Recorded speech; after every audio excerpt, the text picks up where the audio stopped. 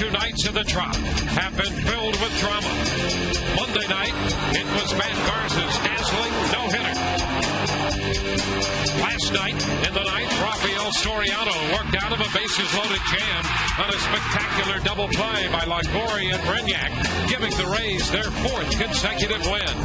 Tonight, big right-hander Jeff Neiman goes for win number 9, coming up on Sun Sports.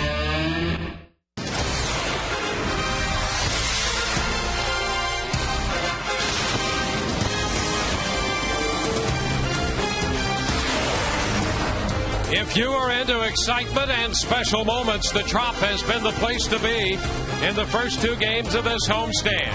And tonight, fans gather at Tropicana Field for Game 3 of this series as the Rays play host to the Detroit Tigers. After Matt Garza's no-hitter and an exciting 3-2 victory last night, the Rays continue to run second, now 2 games back of the New York Yankees in the AL East. Over in the Central Division, the White Sox hold a half-game lead on Minnesota, 4 up on Detroit. Hi again, everyone, and welcome to an evening of Rays baseball with Kevin Kennedy. I'm Dwayne Stats. Todd Callis along a little later as well, and we're perched beyond the fence in center field for this game. And who knows what Matt Joyce has done in the first 2 games of this series. We might be dodging a fly ball from Matt Joyce out here in center tonight. Well, you touched on special moments, a couple of big special moments for Matt Joyce because he's had 2 game-winning hits in the first 2 games of this series.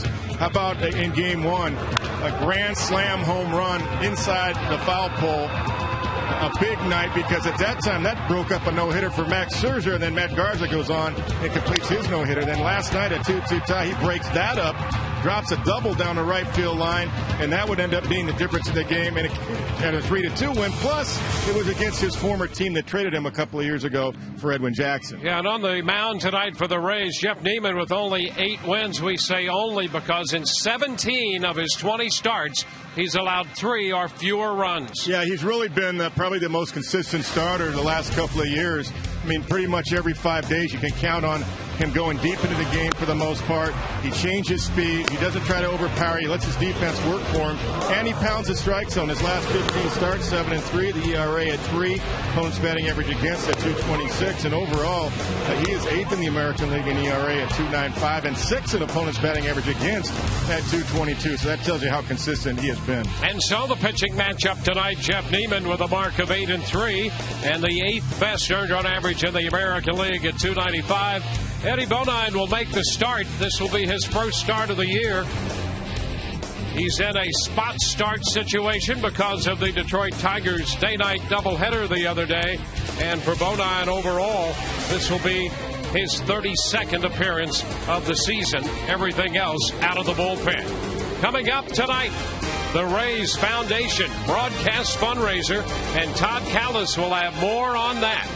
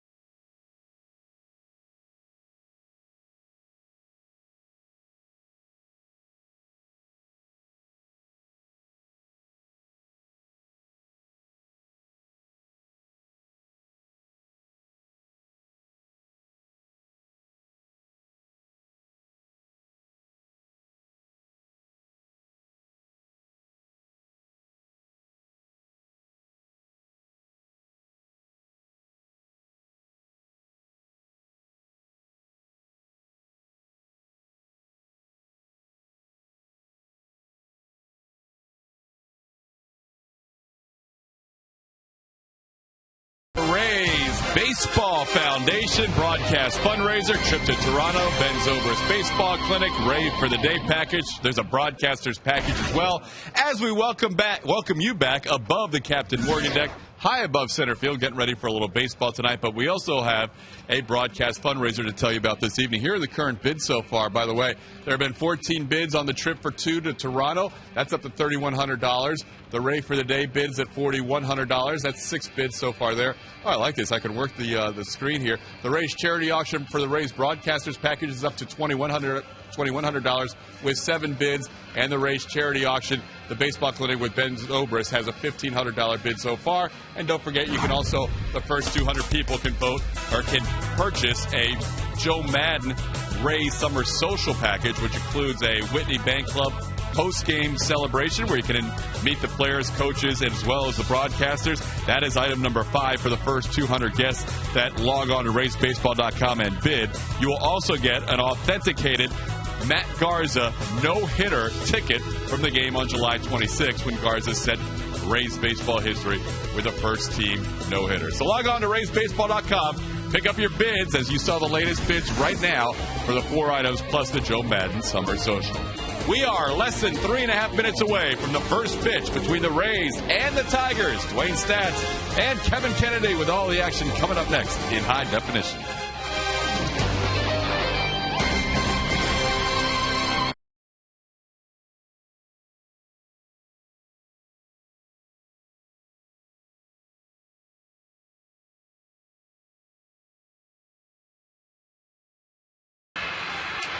It's really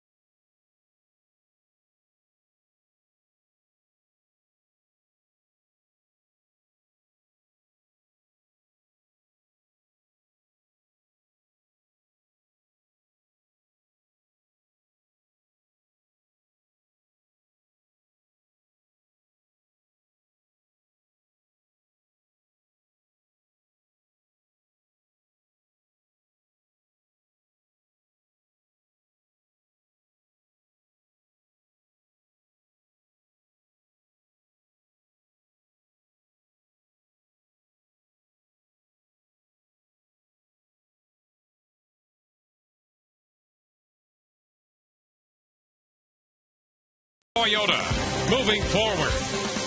By M. Scott, the Money Superstore. And by Checkers, Little Place, Big Taste. Welcome to Tropicana Field. We are situated beyond the center field wall. Wait. There we are. And this is our point of view tonight, looking in toward the plate as opposed to up above and behind home plate. And with that, we'll take a look at the Detroit Tigers starting lineup tonight. Will Rhymes leads it off, followed by Johnny Damon and Jeff Larry's. Miguel Cabrera, the first baseman, again hits cleanup. Brennan Bosch is in right field. It'll be Ryan Rayburn in center field with Scott Sizemore third.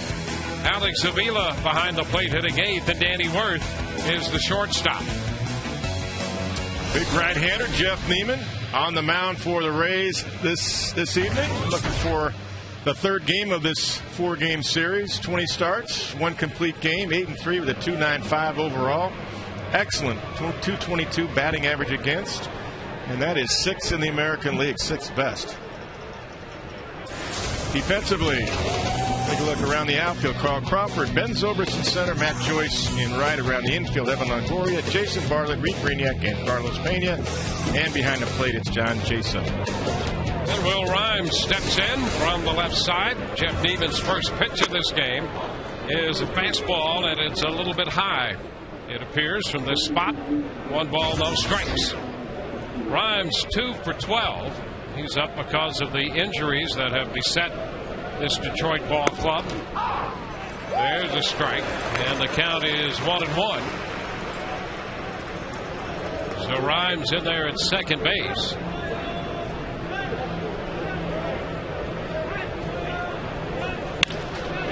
And a line base hit into right field. Now Rhymes opens this game with a single. First man aboard. Jimmy Leland, the skipper, suspended tonight because of his run-in the other night with Marty Foster. And aggressive conduct, the official terminology, and so he is serving that suspension tonight.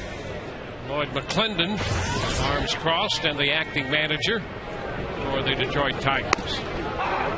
First pitch into Damon is a strike ball. We've received word, no official confirmation, although they may have confirmed it in the press box, but out here we have not received official confirmation, but there is word that Johnny Peralta will be joining the Detroit Tiger Ball Club in a deal for a minor league pitcher. There's a swing and a miss, 0-2. You know, Kevin, you heard that. Yep. You heard that there was a deal pending, and yep. I talked with Dave Dombrowski last night, and he said that he is very active and that they probably be making a deal. Yep. And apparently they made one here. I ran into Dave in the elevator last night as well. Pitch is down. 1-2. Supposed to there it is. Give up a minor league left-hander, Giovanni Soto, Class A lefty, for Johnny Peralta. Not really surprised Johnny was on the market. We had touched on that last time. Really, we saw Cleveland. That Cleveland is unloading veteran players now. Runner goes. The pitch swung on and hit through the shortstop spot into left center. Crawford tries to cut it off. Now the runner Rhymes is headed to the plate. Into second goes Damon, and the Tigers break out in front. Rhymes scores from first as Damon winds up at second on the shot into left center. Yeah, that is a run and hit play. That's a steal right there. That's Rhymes, just a straight steal. And Johnny Damon gets a pitch that he hits through the hole. That's not a hit and run with 2 strikes on you. That's just a run and hit play, and Damon just found a hole there because Jason Bartlett was covering. So the Tigers jump out in front.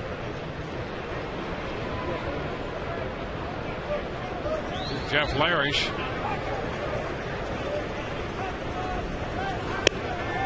And he misses a fastball, strike 1. Larish just 1 of 6.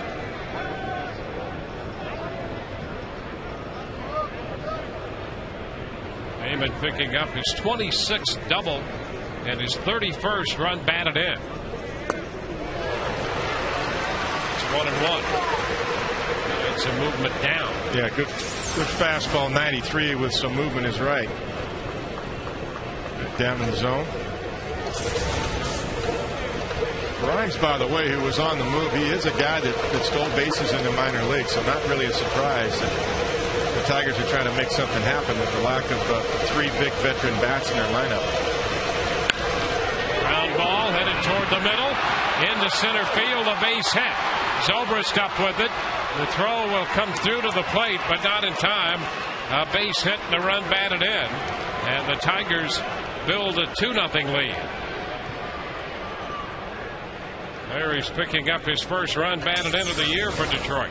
Let's take a look at this pitch. This is up a little bit, but still he rolls it over to the right side. He just found a hole up the middle that Greniak could not get to, and the Tigers jump out quickly with 2 runs. A run and hit play, found a hole to left center, and then just a routine really ground ball that found a hole up the middle.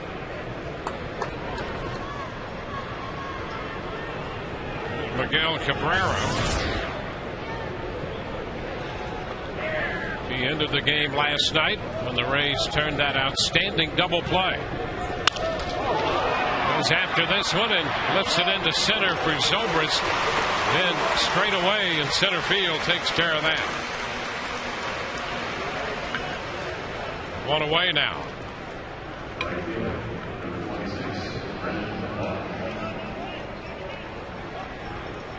Rhymes and Damon have scored. Larry's the runner. Brennan Bosch will step in there.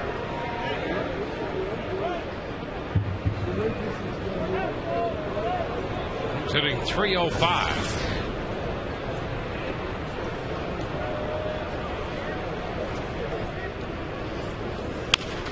And a ground ball picked up by Brignac. He gets the tag and the throw to first for the double play. Larry's tried to avoid the tag, but Brignac to Pena pulling off the double play, and the Rays limit the damage to 2 in the first, and they're coming in to hit.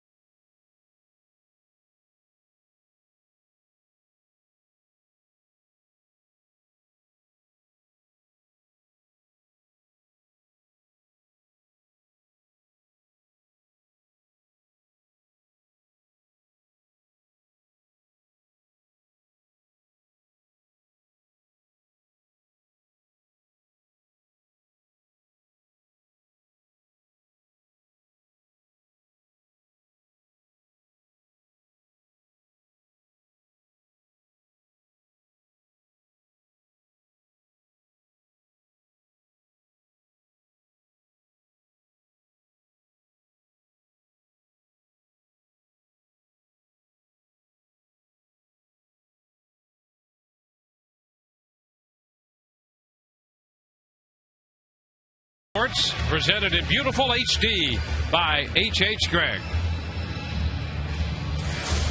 Rays lineup put together by Joe Madden has Ben Zobrist again leading off. He's at center, followed by Carl Crawford and Evan Longoria.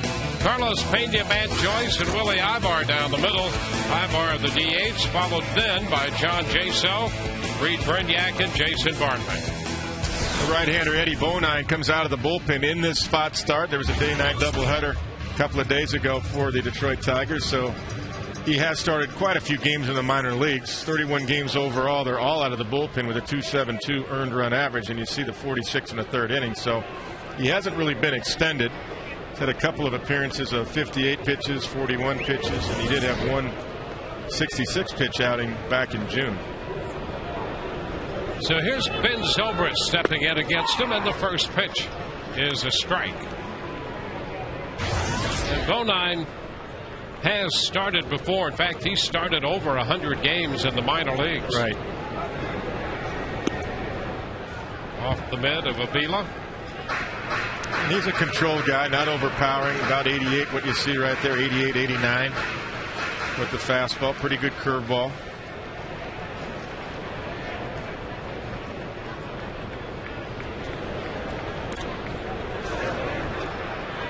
Two balls and a strike. A little off speed right there. Looked like a split.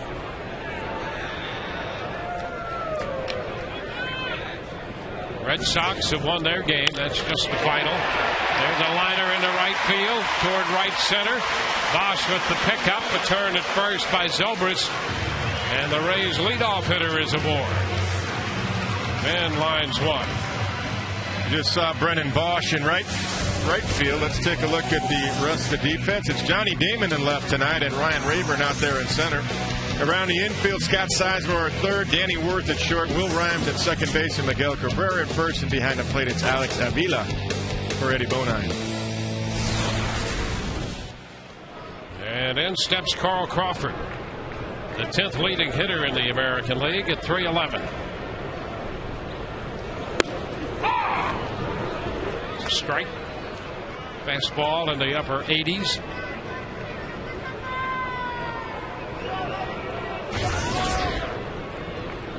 The Rays have won 7 of their last 10. 23 games over 500. That's a high water mark for the Rays. There's an excellent percentage right there, 91%. Anything pushing 80 is very good. 91's outstanding. And a pop. Left side coming down from third base. Sizemore makes the grab. There's the first curveball from Eddie Bonine, and he gets Carl to pop up.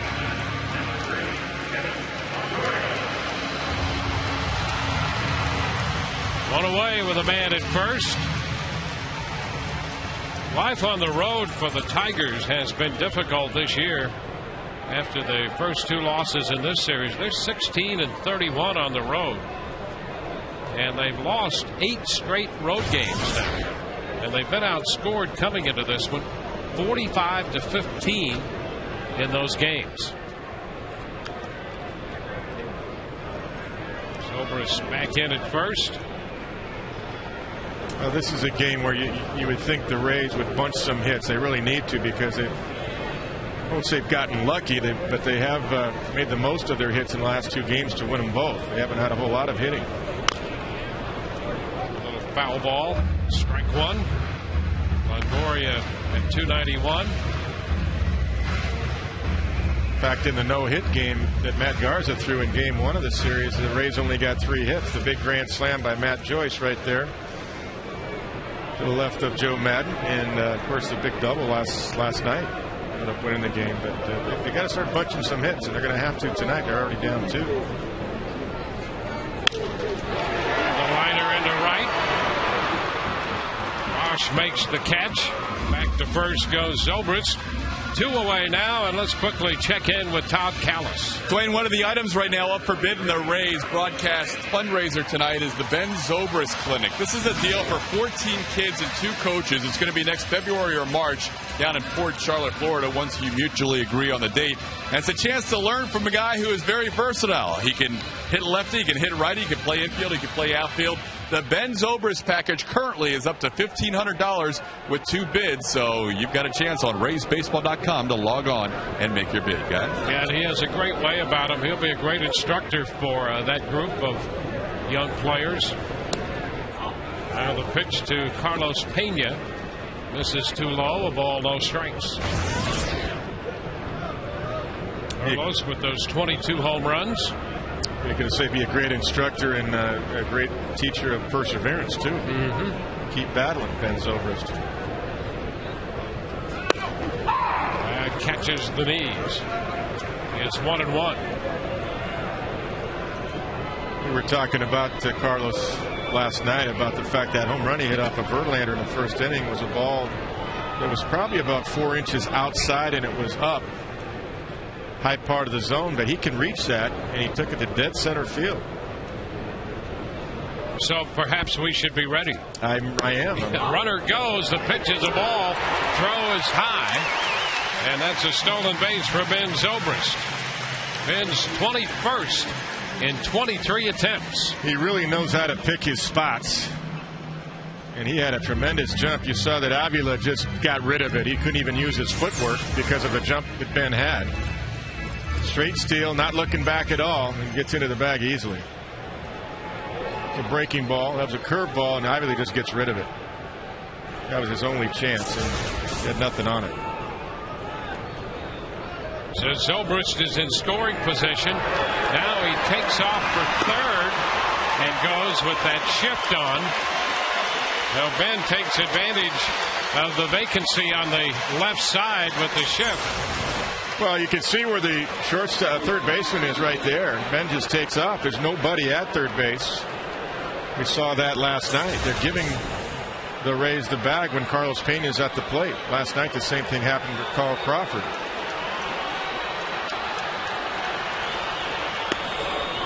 And there is ball 4. So Pena draws a walk. First and third, and Matt Joyce will be coming to the plate. And the reason that's important here is because now you got to hold the runner on at first base at least a little bit, and there's a little bit more of a hole in the right side of the infield for Matt Joyce, big left-handed pull hitter. See Miguel Cabrera right there on the right side holding Carlos Pena on. Well, it's been a great series for Matt Joyce, his first against his former team, the Tigers. 2 crucial hits for the Rays in this series against Detroit for Joyce. And he takes it too low. A ball and no strikes. The only thing last night that was surprising to me is when Carl was on second base and they had to shift on with Pena, that Verlander kept stepping off and worrying about him. Yeah, it appeared to become a real issue for Verlander, and we noted at the time his attention was certainly divided. Yeah, he ended up walking Carlos Pena, and then Matt Joyce got the double to right field. So I definitely think it had a little bit of an effect when Carl was on second base and they had the big shift on. He's discussing that similar situation that just occurred here. 1-1 now, the count to Joyce. Breaking ball, low and in. 2 balls and a strike.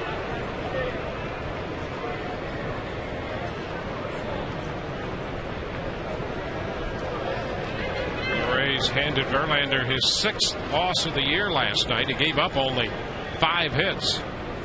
But the Rays won that game 3-2.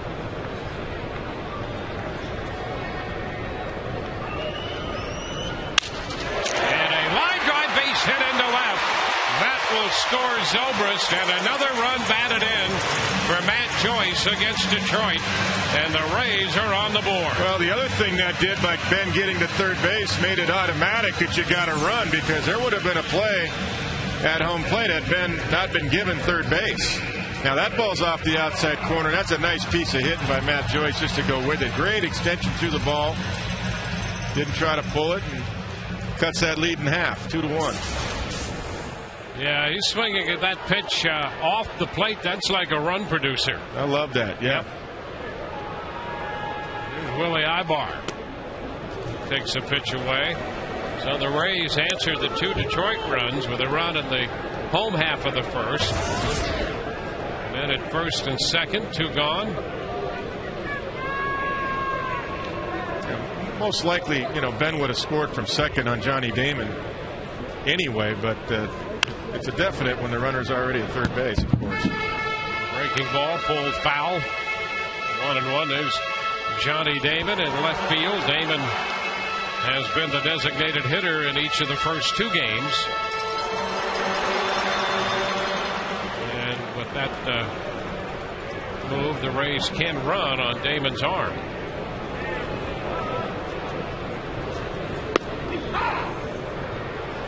Fastball, strike 2 call.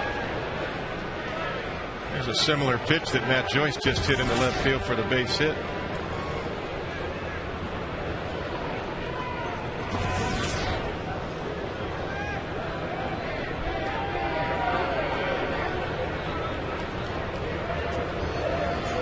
Into the dirt, and no advance.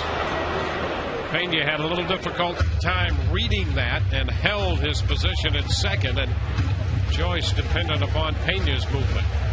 I'll tell you who would have been on third base. I know who you're going to say. John Jaso. He's on deck. Yeah. He reads that ball as well as anybody I've seen in the league.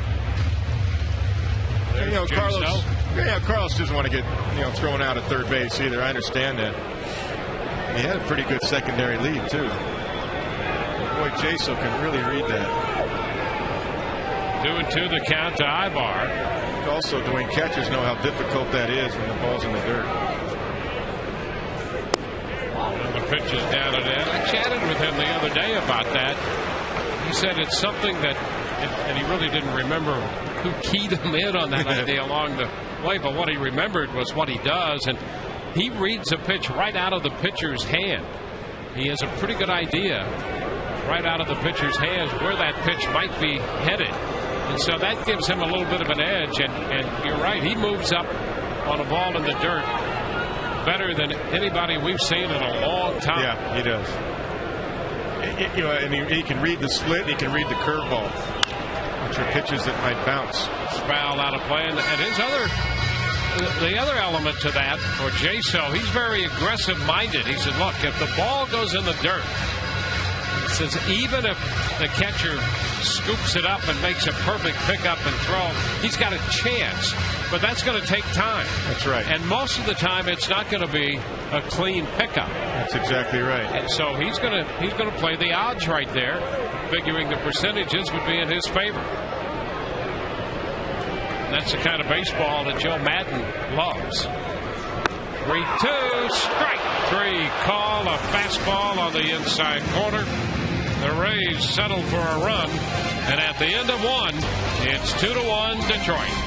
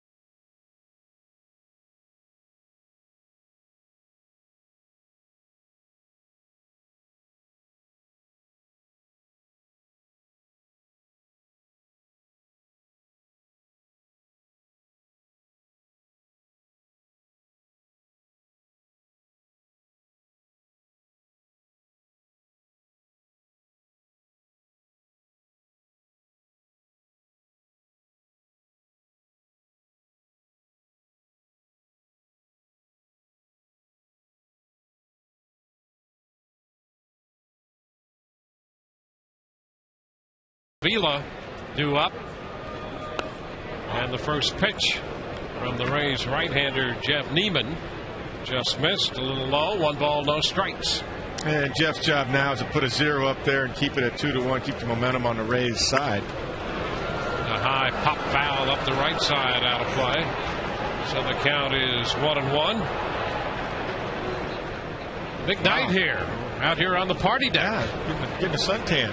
Hey, the last time we were here was the Edwin Jackson no-hitter, so we're already ahead of the game. We're already good now. Yeah. We got hit. We got a hit. A couple hits, actually. Yeah. Got some runs scored, some hits. We're in good shape. Yes, we are. Hey, we got on the count. It's quite a view out here, you know. See where you could have a fun time. Yeah, there's. We're all about fun. It's a party deck. It is. Cut right there on a fastball. It's fouled straight back, 2-2. Well, you can kind of see what the key for the outfielders are is they've got to react to the bat. That's what they have to react to, the swing in the bat to get a jump out there. Yeah, you certainly appreciate that from this point of view. You bet. 2-2 here on Rayburn.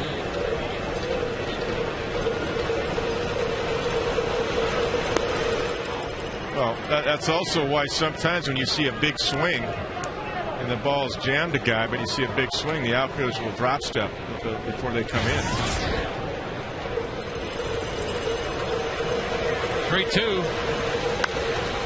And a pop-up right side. Carlos Pena's after it. And he's got it in routine fashion. But the Rays defense, anything but routine. Joe Madden talked about that earlier. The defense, we talk about it every day. I don't think I know our guys take a lot of pride in that. I mean, if you come out to watch us play, I think you should really be entertained just by the way we play defense, which is unusual that you would even say something like that in our game today. But I think our guys, to watch us on defense is very entertaining. Scott Sizemore takes the pitch down. How great that is to hear, not only from a manager, but anybody, because the Rays really, I think, in a way, have led baseball out of the wilderness and into this post-chemical phase of the game. And one of the reasons they were so good and won in 08 is that they were ahead of the game in terms of skill. And every night, we talk about it all the time, Kevin, 3 to 5 plays a night are just outstanding defensive plays. Yeah, and they saved the best last night for last, the last 2 outs. It was as good a double play as you're going to see to win a ball game. That was and I'm not a big fan of the walk-off term. That's a new school term, but that was a walk-off defensive win last night. Sure was. Started by Longoria, and a lot went into that. And we talked about the in the middle of that, the turn by Brignac. Ground ball to his left. Bartlett comes up throwing. 2 up and 2 down. But there was a decision that Longoria had to make to begin with. A lot of baseball people think he should have come to the plate, but he didn't think so. And I didn't either. We said that last night. I knew he was going to go to second base once he crashed and got it on the big hop, because he makes that play going across his body like that to second or to first very easy. That's a play that he's done. It's a patent for him. And I asked him today. I was down the field talking to him, and he said, "No, he said you're right, Kevin." He said, if I had stopped and tried to go home, I might have thrown the ball away, because I had more momentum doing what I normally do. And he anticipated Cabrera hitting the ball to him. That's what he said, because you and I talked about during the game, because of the way he was swinging at those sliders and pulling them. Yep. And so he anticipated the ball coming his way, and ahead of time he knew he was going to go to second base. That's again, Neiman comes in there, and the count is 1-1 off the plate this time. Well, that's a Gold Glover thinking. You're thinking ahead like that, and that's really key. And even Brignac, the same thing. He knew he didn't have time to come across the bag. He stayed right there. He took the hit. Johnny Damon went in there hard, got a good jump. Ground ball, shortstop, gloved by Bartlett. His throw to first, and it's a 1-2-3 second. We're through an inning and a half tonight. It's 2-1 Detroit.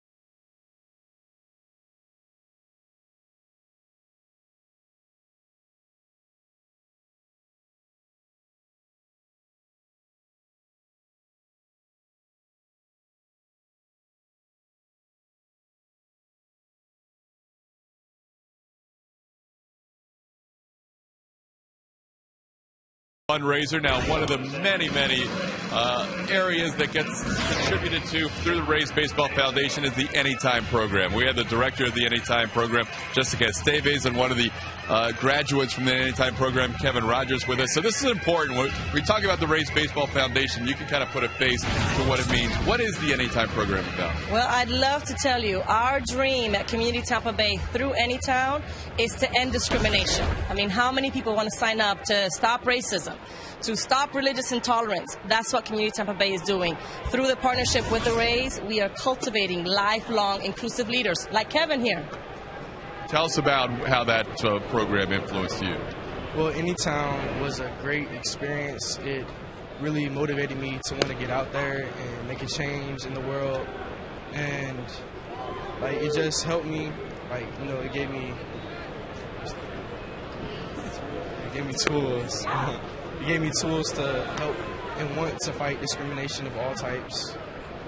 Jessica, you've been with the program. I've been doing youth development for about 15 years and with the program for about 5. We're teaching young people how to cultivate dialogue. We're talking about pretty touchy issues. Nobody wants to talk about these things. Yeah, that's what's important. A lot of times people like to push it under the rug, but you guys bring it out to the surface. We do, and we do a great job with people like Kevin, with partnerships like the Rays, because we can't do it alone. So we're trying to promote dialogue, partner with people like the Rays Foundation to empower us to reach one person at a time in the masses, like you all do when you come to the games. Anytown programs. We have Jessica, we have Kevin. We have a great program here that benefits through the baseball broadcast fundraiser tonight. The Rays Baseball Foundation benefiting Anytown. Thank you very much. Thank you. Don't forget, log on to RaysBaseball.com to place your bid on one of those great items. And we thank Jessica and Kevin. Guys, back to you.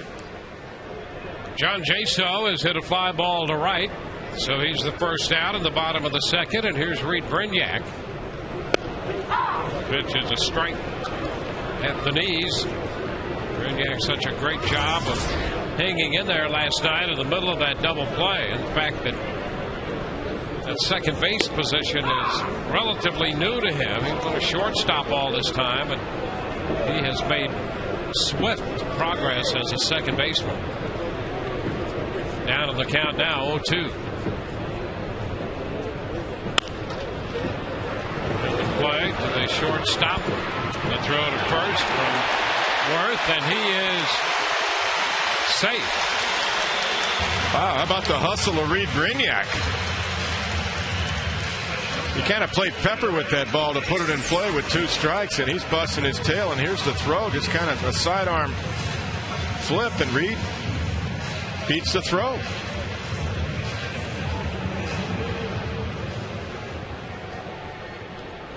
Well, pretty close over there. The Rays may have gotten a little bit of a break. I think they did. That's great hustle by Brignac. Yep, I think they did get a break. So he gets a base hit. Ed Hickok's over there at first base. Brignac back in. One thing the Rays did in the first, besides answer 2 runs with a run of their own, but they forced Bonine to make 24 pitches. This is his first start of the year, so that's exactly what they wanted to do, is try to run that pitch count up on the right-hander. Yeah, and unless there's a double play ball, he's going to have to face 2 more hitters. And Jason Bartlett's been swinging the bat, as you saw, splits there, first half, second half, very well since the All-Star break. Well over 300. He's swinging more like he did last year all season. Well, you know, the hustle of Brignac right there, that's the equivalent of a pitcher now needing to get 4 outs instead of 3. That's exactly right.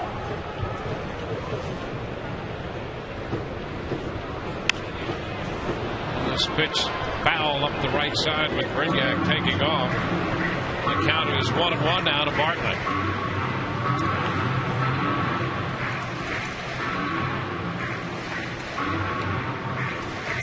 So you see the advantage and really the necessity of hustle all the time to help put the odds, the percentages, if you will, in your favor. And here's a case where that's true.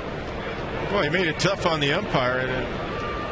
by the replay, it looked like he missed the call, but he made it very close. And if he hadn't hustled out of the box and was busting his tail and didn't take it for granted, you make the call easy for the umpire. That's all any manager asks. 2 main rules: bust your tail and be on time. Those are the main 2 rules in baseball. And a pitch out, nothing doing. 2 balls and a strike. And that ought to be enough right there. That's most rules. I mean, Whitey Herzog, who went to the Hall of Fame last weekend, used to say, and I had one spring with Whitey, just those 2 things: bust your tail and be on time. He goes, I don't want to make too many rules that I might have to enforce, because if I don't do it for one guy, then I'm going to lose the team. I got to do it for everybody. No special favors. It's pulled down to the third baseman. Plays to first. Bartlett is out there, and Brignac moves into scoring position. Sizemore to Cabrera, 2 gone.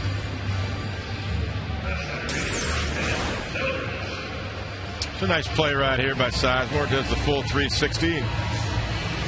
Gets plenty on it to get Jason Bartlett in time, but it does get Reed Brignac into scoring position. Well, the Rays got some help from the Cleveland Indians last night, beating the Yankees, and the start of their game tonight in Cleveland has been delayed. The game between the Yankees and the Indians.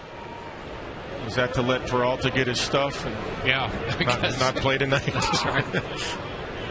With a strike to Ben Zobrist. So the Rays have the potential tying run in scoring position with 2 outs here in the second inning. Well, there is a day game tomorrow.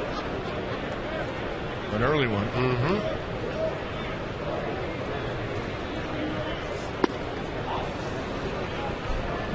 1 ball, 1 strike.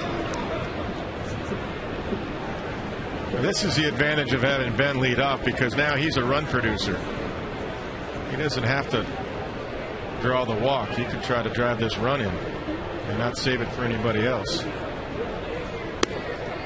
And a good look at a pitch down. 2-1.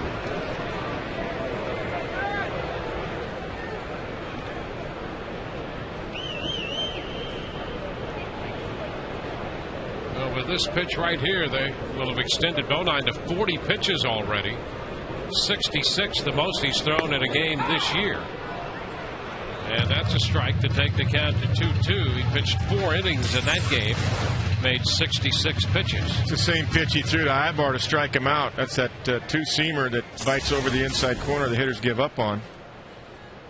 Struck Willie Ibar out on a 3-2 fastball in like that in the first inning. And a full count. Went right back at it again. He had success the time before. He doubled up on it. Pretty good try. Didn't miss by much.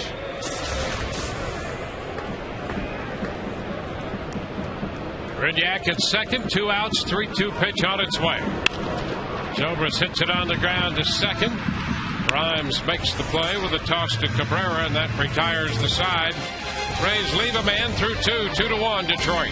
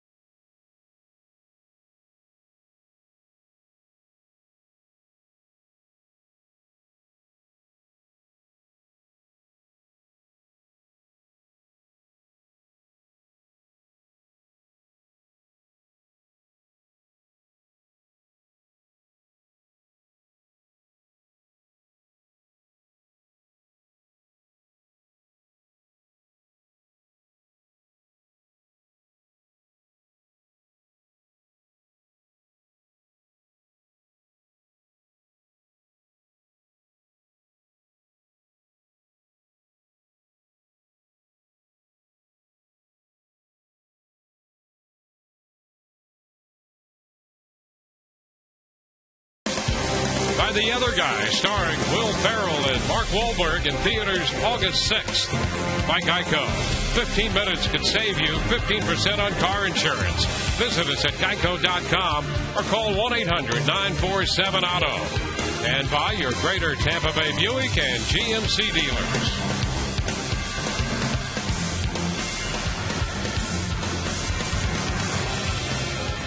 Rays Foundation fundraiser going on tonight. And there are some great items. We'll be talking more about those, and the bidding will continue throughout the evening.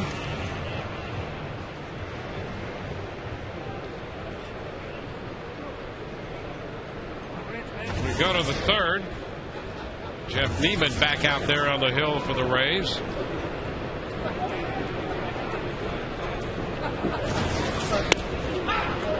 Pitch is a strike to Worth.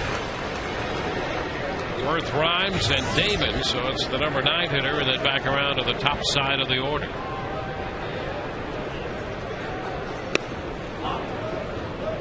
Just missed. 1-1.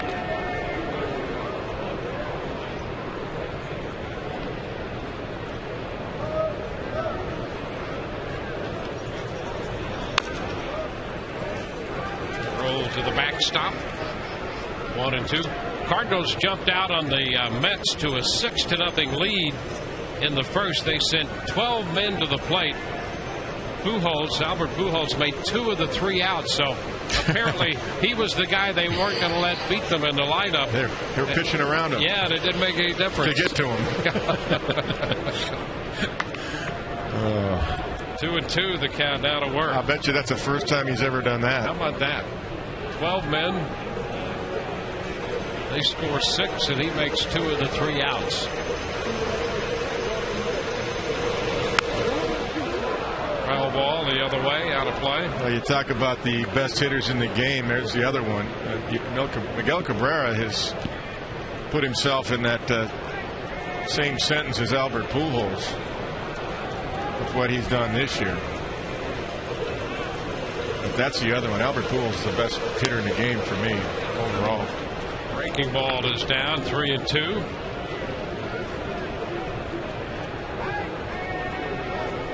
And the Rays hope they don't have to face Cabrera again until the 4th inning.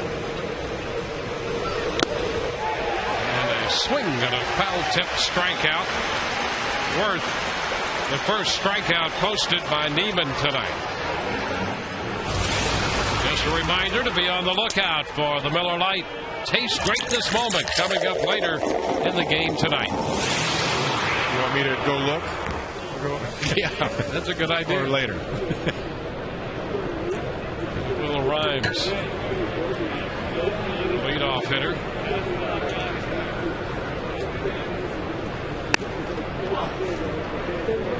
Day game tomorrow. That's a 12-10 first pitch, and David Price will be on the hill for the Rays tomorrow, looking for his 14th win of the year. Ground ball, this one right to Brinyak. So a strikeout and a ground ball. 2 up, 2 down.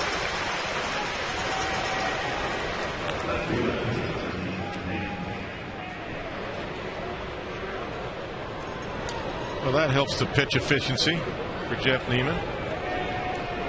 Yeah, that's been a plus for him this year.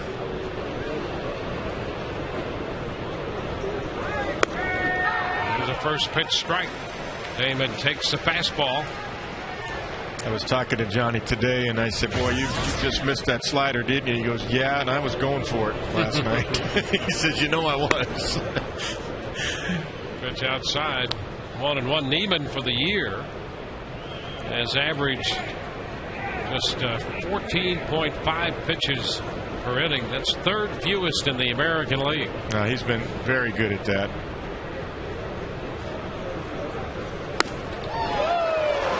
He's ahead. 1-2. They got a little chase up. 91 up in the zone. Rays have been doing a good job at going north and south the last couple of weeks, meaning up in the zone, up the ladder above hitters' hands and pitchers' counts. There's a shot back into right field. That's hit deep, and we'll get out of here. A line drive home run off a fastball.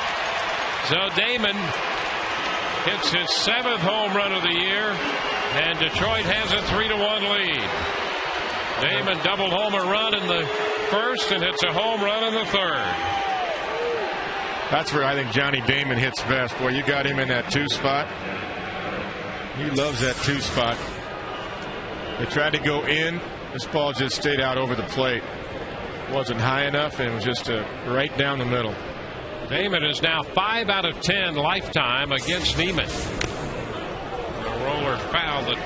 The 2 bats in this lineup that have had success against him would be Damon and Cabrera. Cabrera came in 3 of 8 with a home run. That's the first home run Neiman has given up to Damon, but he is overall 5 out of 10 now. Yeah, they tried to get up and in on him. It was not in at all. It was right over the heart of the plate. Counts 1-1 to Jeff Larish.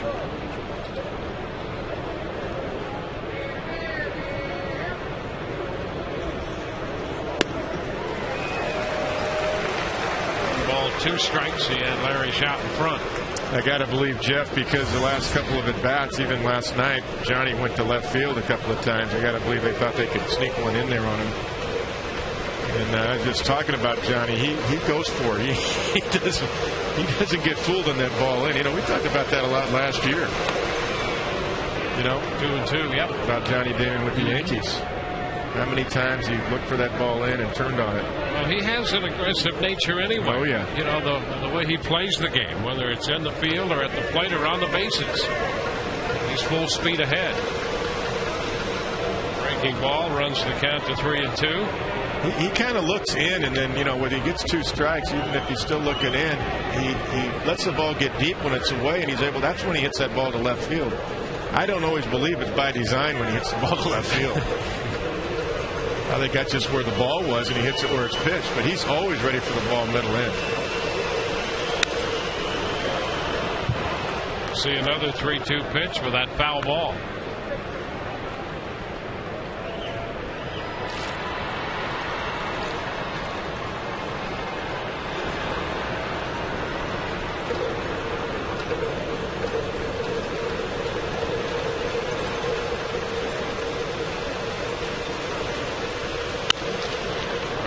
Down to third.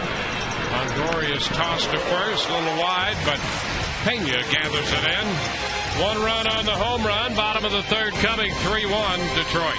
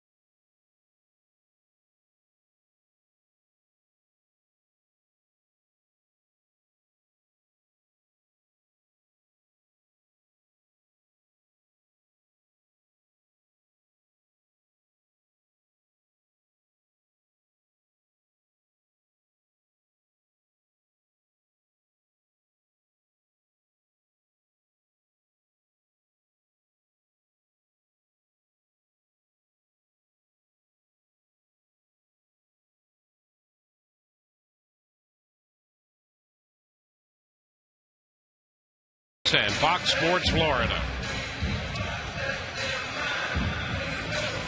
They've started play in Cleveland. The Yankees have scored a run in the first. The Indians now bat in the bottom of the first. Alex Rodriguez drove in a run with a base hit.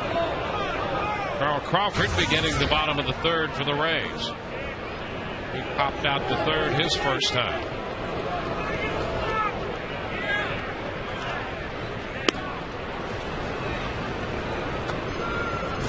A 1-1 count.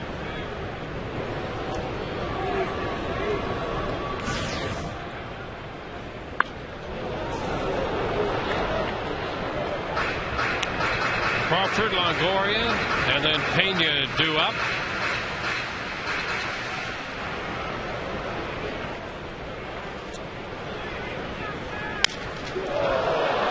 Broken bat and a roller. Picked up in front of the bag at second by Worth, but he has no play.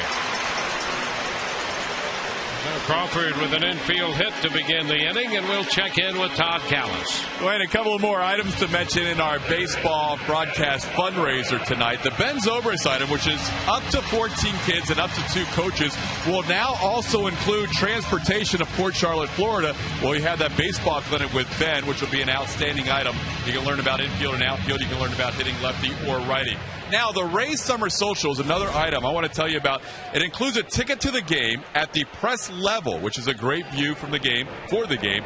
An authenticated game ticket from the no-hitter by Matt Garza, the first in Rays history. Longoria hits the bag at third and up the left field line.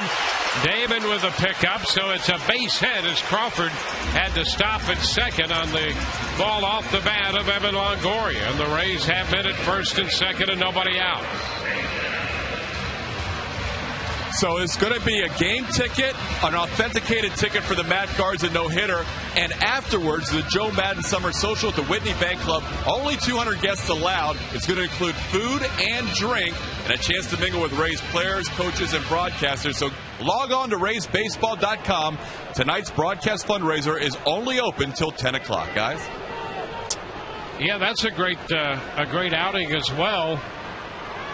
And we'll be happy to be a part of that, but I'll tell you that's a great place anyway. The Whitney Bank Club, just on its own, with all the other elements to that package, that's a great one. Yeah, wouldn't you want to ask Joe, if you're a fan, about his strategy and get really inside what's going on? Yeah, because his strategy works out. Have him sort that out for you.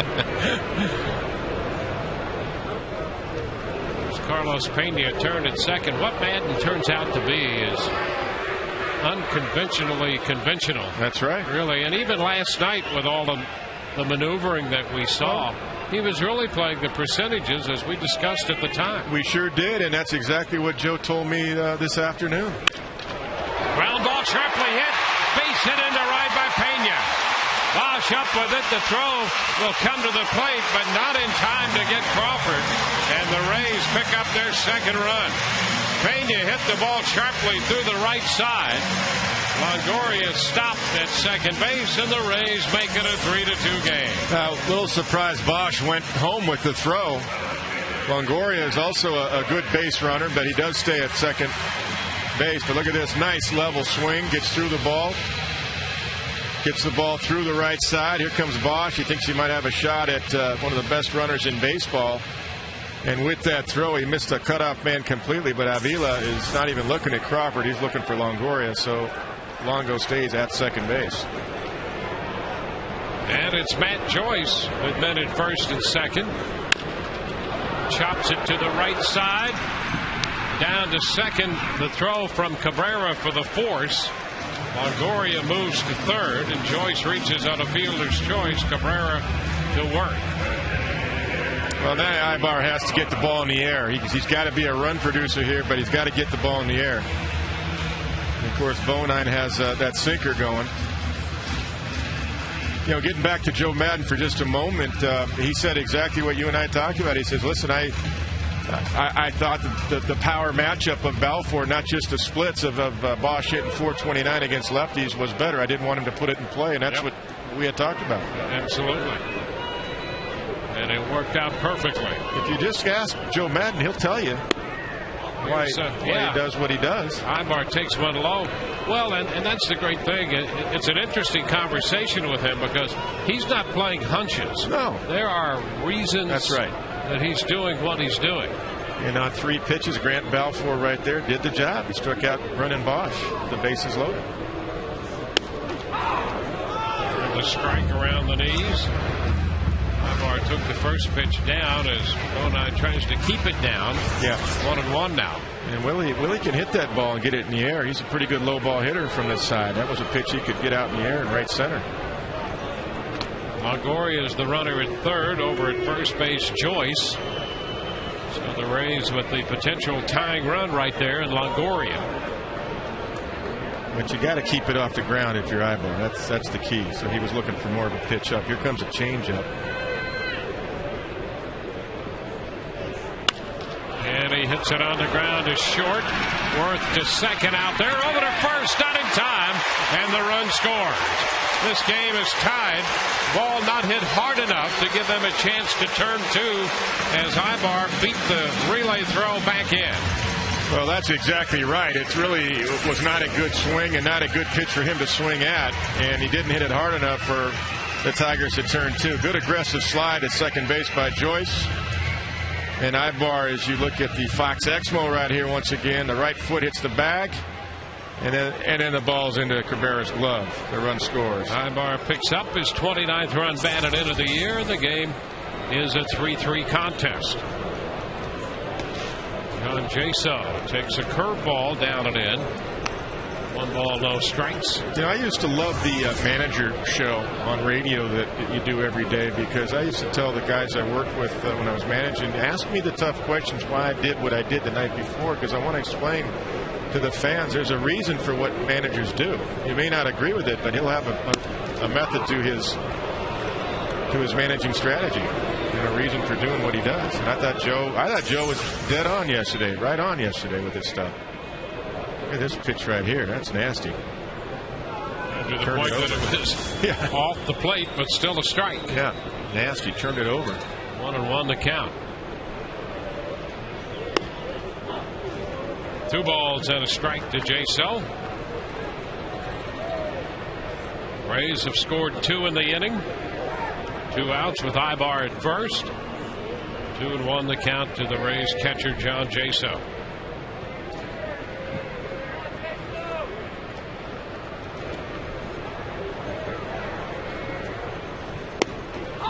So pitch around the knees. 2-2. I like to see John sometimes really air one out when he's got to count because I think he's got enough power to like that one right there. He is such a selective hitter, and you can't argue with his great walk to strikeout ratio. But when you got the count, I think he's capable of hitting a gap. And a tap toward the middle of the diamond, handled by Worth. Toss to Cabrera. The Rays settle for 2. We're through 3, and we're tied 3-3.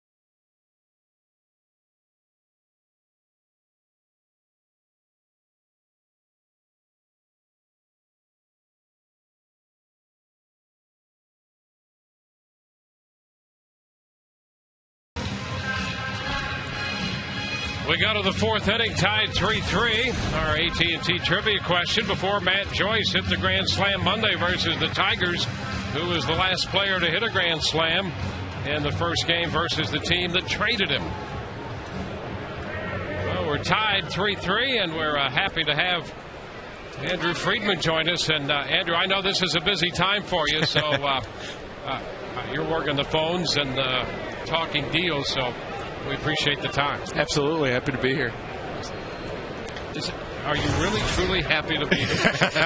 Well, more the formality, but no, I am. And it's something that is obviously a great cause, but like you touched on, the phone is busy, and I'm sure it's going to be vibrating multiple times while I'm sitting here. I was going to say, where is the cell? Because I know you guys make trade via text these days, too. Yeah, sure. There's all kinds of ways. Yeah, close to me. Fair enough. Miguel Cabrera is leading it off. Let's talk about the cause for a moment, and you're going to be involved in that because you actually are part of one of the packages in the Ray for a Day.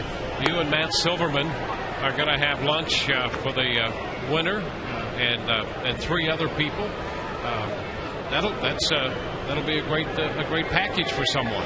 It will indeed. It's something that I think the rest of the package is probably better than the lunch, but I think it'll be fun. It'll be fun to be involved in the batting practice and the lineup card and everything else will be quite an experience. And you get the personalized Rays jersey, a foul ball off the bat of Cabrera. And the question that I'm sure they would ask you is one that we want to ask you as you get into the business of attempting to make a deal. And I know I love the fact that you're a stealth operator, but can you take us inside a little bit as to what the typical day as the trading deadline approaches? What's a typical day for you on the phone and communicating? Yeah, it's a lot of time on the phone. It's a lot of time talking to some of our scouts in the field, talking to other teams, obviously, and getting together with the guys in the office to go through the different options that are out there and brainstorm a little bit. I think oftentimes it doesn't necessarily line up perfectly with just one team, so you start getting into three-ways and four-ways, which obviously complicate things, but when there's not a direct fit, it's something that we go through. So we go through a ton of different combinations with different teams, and I think like anything else, more often than not, it doesn't yield something, but when it does, all the effort's absolutely worth it. Well, there's a walk to Cabrera and Bosch up here, the left-handed hitting outfielder. Sun Sports has had the poll questions. Should it be a right-handed hitter in the middle of the lineup? Should it be a left-handed pitcher? Should it be a starting pitcher? Any insight that you want to give us on that? Well, I've been following that poll closely. It's something that, for us, it's difficult enough to make a trade, so it's not something that we are so specific to say it has to be this handedness, this exact fit. It's really just an impact player. Wherever. What a shot right there. What's a play. I'm telling you. How about Brignac at second base? He makes a great play like this. He made the great play in the middle of the double play last night. You ever see a guy take to a new position the way he has? No, to do it so quickly has been really, really something to watch. Obviously he was a plus defender at short coming up, but to make the transition as he has, and last night was a perfect example to stay in on that double play like that, not try to clear himself out of the way. Cabrera would have been safe had he done that. To stay in like that and get the double play was remarkable. Rayburn jumping on the first pitch, and he sends a single into left with Cabrera advancing to second. 2 men on with one out here. So the out came on the hard hit line drive by Bosch. And getting back to it, I think, for us, the biggest focus is on getting impact wherever it might be. I think it's easy to say these are areas that we could improve. And I guess, the easy way to say it is that we don't want to weaken a strength to strengthen a weakness. And so our defense is a huge part of our success. It's a big reason that we are where we are. And so just to take some big bopper, stick him out somewhere in the field and cost ourselves defensively is not something that we're looking to do. So obviously that's a fine line to walk. It's hard to do that, and so it really limits the scope for us on players that we feel like really fit us. We talked about that last night. That might be the first walk-off defensive win that we've talked about. I mean, most people talk about walk-off home runs or walk-off base hits, but the defense it's as good a defensive club as I've seen in over a decade anywhere. I agree with you, and I think the players on the bench for the most part just add to that. Yeah. Gabe Kapler is an above-average defensive player. Sean Rodriguez, Reed Briniak, whoever's not playing that day, is an above-average defensive player, and so it extends beyond just the starters and something that has been a big part of our success. Here's ground ball, Bartlett, Briniak, and over to first, and the Rays get the double play ball here to get out of this situation. We'll go to the bottom of the fourth. We're still tied 3-3.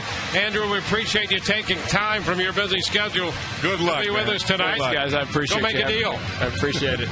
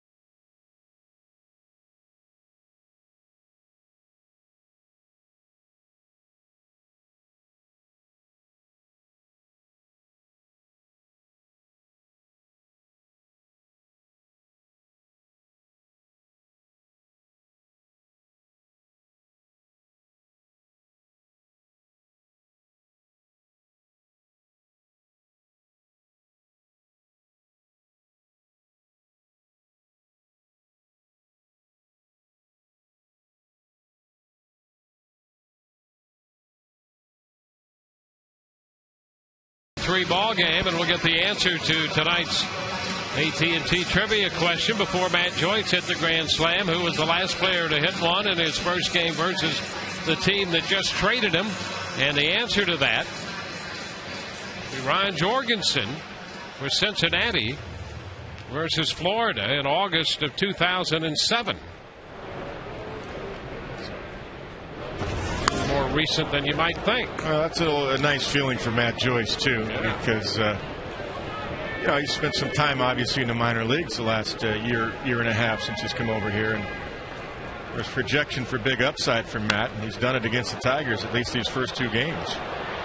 1-1 to count to Briniak as he leads off the bottom half of the fourth, and the pitch count for Bonine just about to get to 60. This next pitch will be his 60th.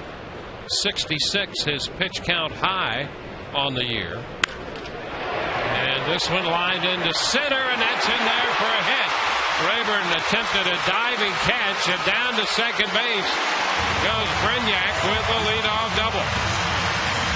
So on the 60th pitch of the night, the Rays have a man in scoring position. Almost right on cue for Andrew as he turned a double play, and then he comes up here and leads off the fourth and hits a double. And watch him hustle out of the box. A dive right there. Once it didn't get by far. Normally that's a base hit somebody takes for granted. Watch him turn it on right here. And with those long strides, he gets into second base really pretty easily, because that ball was only 5 feet that it carried away from Rayburn. Bartlett, pitch down, scooped by the catcher Avila. Jason's got a job to do here. Here's where he's got to be the execution type player that Jim Madden would like to see. Meaning his job not to drive the run in here. His job's to go to right field. Try to get Briniak over to third. If he gets a base hit, great, but at least get him to third base. And he takes the pitch. 2-0. Brad Thomas, the left-hander, is busy in the bullpen now. Bonian is over 60 pitches.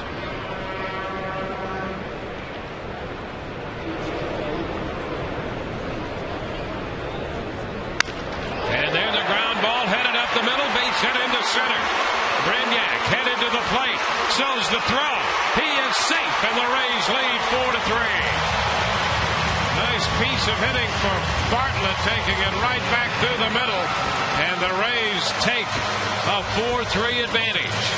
Now, he did exactly what we talked about. He tried to go the other way, but because watch his hands here. Normally he would pull this, but watch him get his hands inside the ball right there to do the job. He's trying to go that way, and he does. He shoots it right back through the middle. So he would have at least executed and got Brignac to third, but because he got his hand so far inside it, he hit the sweet part of the bat, and he drives it right back to the middle for a base hit also, and with good base running and a bad throw. Well, now he gets into scoring position. Ben Zobrist was due to hit, and that's Rodriguez. Sean Rodriguez is hitting for Ben Zobrist, and we'll see if we can get some kind of word as to what this is about. The Rays have taken the lead.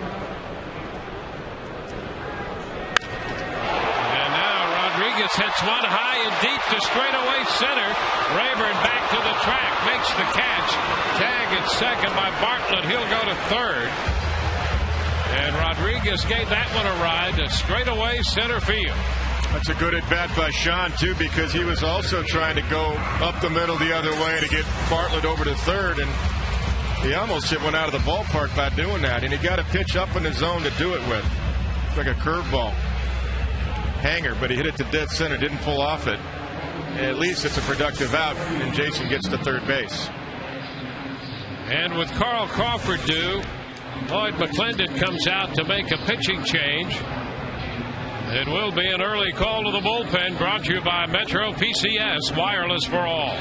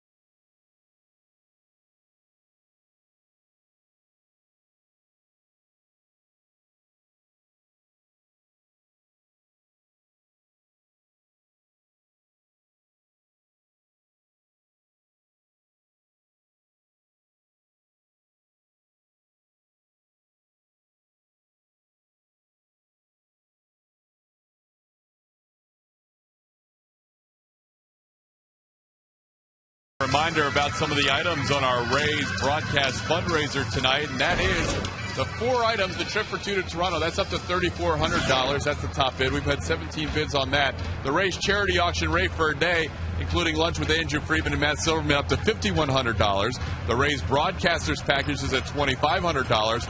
And the baseball clinic with Ben Zobrist at $1,900. A reminder, that includes transportation from Tropicana Field all the way down to Port Charlotte for 14 kids and 2 adults, guys.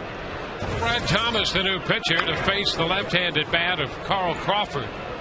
That's a foul in behind the catcher, Avila.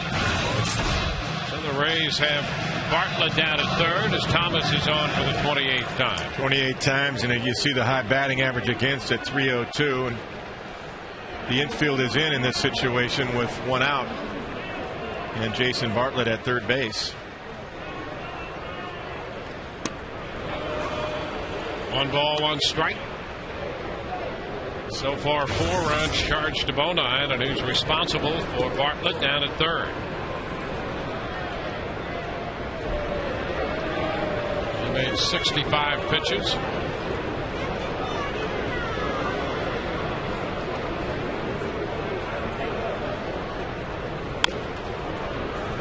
Foul ball, first base side.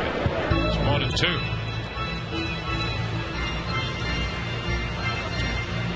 The Rays got down 2-0. Trailed 3-1. And now they've grabbed the lead 4-3. And another big run out there. Give a little bit of a 2-run cushion here for Jeff Neiman. Carl choking up on the bat with 2 strikes. Like that. And a little tap foul. The count is still a ball and 2 strikes. And he's grinding. He's trying to stay in contact mode. There you see him choking up. Make sure he tries to put it in play. And my guess is Jason Bartlett may be going on contact, because if they get him at home plate, you got Carl Crawford who can get himself in the scoring position with a stolen base. A ground ball right side. The run will score. Plays at first. Throw to Cabrera in time to get Crawford as Bartlett crosses the plate. And the Rays take a 2-run lead. It's 5-3. And again, that's a manager's decision. The contact play was on, and Carl did a great job. Watch this. Man, look where the second baseman is. He's right there. Jason Bartlett gets a big jump. I mean, that ball normally you go home. But they'll take the out at first base, and Carl deserves credit for choking up to put it in play. He knew the contact play was on. That is by design. Meaning the manager lets Tom Foley know. Tom Foley tells Jason Bartlett. Of course, Carl Crawford knows also. I think Rhymes, because he moved to his left a little bit, decided he'd better take the shore out. That's exactly right. Now Longoria, and the pitch is down. But the reason a manager can do that in this situation is because you've got 2 fast guys, and you've got Carl Crawford who could steal second base. Even if they threw home, Carl can get himself in a scoring position, and you've got your 3-hitter up here in Evan Longoria. That's just good strategy by Joe Madden. And great execution by Carl Crawford and Jason Bartlett. Bartlett got that base hit, then scored the second run of the inning on the ground ball by Crawford. And people may wonder, how do you relay those signs? I could just speak. You know, when I managed, we had a flash sign, and it was real quick. I would point my finger down to the third base coach, and he would point down. That means you're going. There's a base hit into right field. So Longoria has his second hit of the game. Goes the other way with this one. I was watching Joe Madden. He wanted to talk to Evan during batting practice, and with some of the things that he was talking on the side about, and Evan was going to right field extremely well during batting practice today. Evan, with swings like that. Coming into this game, had an 0 for 18 going. Yep. And he's 2 for 3 tonight. Well, Joe's a hitter at heart. You know, Joe Madden, he's been a hitting coordinator with the Angels, so he has his small ball drills, and you know, you got 2 or 3 guys here that can help teach hitting, maybe 4. I won't discount Tom Foley. But no. Pena takes one down. 1 ball, no strikes. He has a walk and an RBI single tonight. Carlos, his 64th run batted in.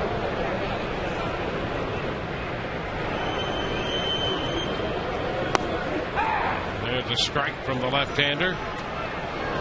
Take a look at our Toyota trend with Carlos. How about that?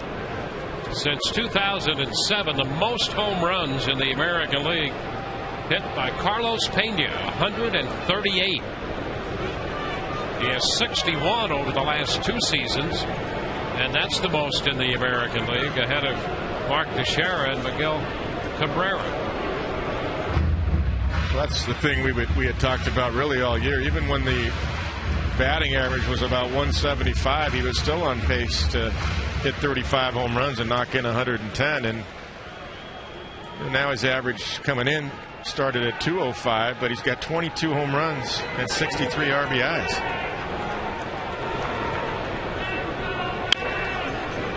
pulls it foul, and the count goes to 1-2. Pena hit one early last night. A shot to center field. Boy, that's still one of the best shots we've seen all year. As Pena hit a 2-run home run on Verlander in the first inning last night. Boy, and he expanded his own zone because he got a hittable pitch for him. Meaning the ball was up. If it was down, he wouldn't have swung at it. But it was up, and it was off the outside corner, and he hit it right exactly where it was pitched. Dead center field. Oh, and he's hit by that pitch. The pitch stayed up. So Carlos will go to first. That pushes Longoria into scoring position. Hopefully this is a glancing blow. Carlos turns in at the last instant. Of course, he got hit by CC Sabathia last September and broke his wrist. I don't think it got him on the wrist. Do you, Dwayne? No, I don't. A little bit higher, maybe? Yeah. I think it was more of a glancing blow. Yeah. Matt Joyce is up here again with runners on. Single in a run in the first. See Carlos shaking that hand a little bit on that first pitch thrown into the dirt. Yeah. But I think he's fine. I hope so, because the injuries haven't been too bad for the Rays. B.J. Upton, of course, got hurt last night. We don't know about Ben Zobrist yet. That's the one thing that the Rays don't need. They're playing a really good ball right now. Need everybody healthy. And he checks on that pitch up. A 2-ball, no strike count. It's pretty obvious what's happened to the Tigers, and you lose Maglio Ordonez, a 300 hitter, and you lose Brandon Idge, their starting third baseman, and Carlos Guillen. You get a mix and match with a bunch of young guys. Your manager's sitting out again, which I disagree with. I don't understand that. Yeah, it was a sunflower seed. Yeah, I don't get that. It wasn't by intent. He was explaining his point.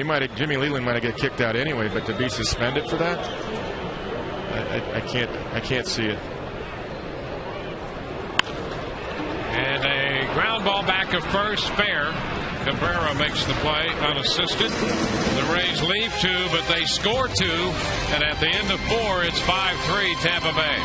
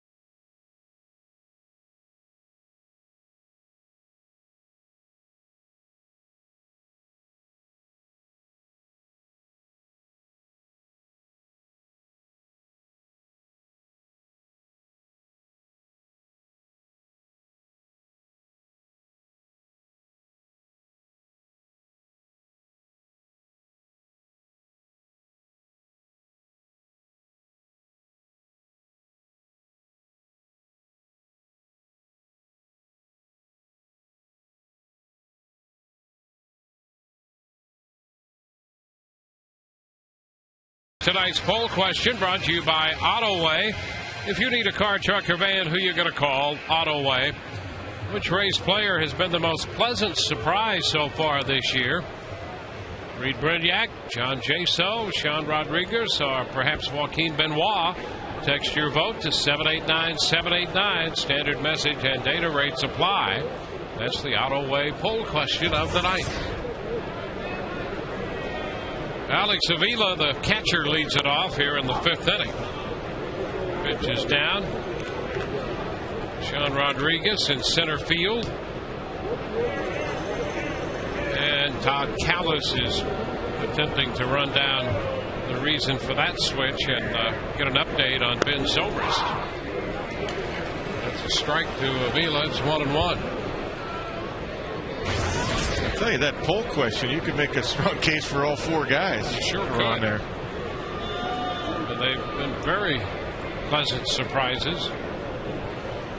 I mean, those are guys who just didn't make the team. I mean, you know, they made the team much better. What they are, absolutely. Yeah. The versatility. I mean, you can lose Ben Zobrist and BJ Upton on consecutive nights and still have a guy that loves to play center, and Sean Rodriguez, and can play it.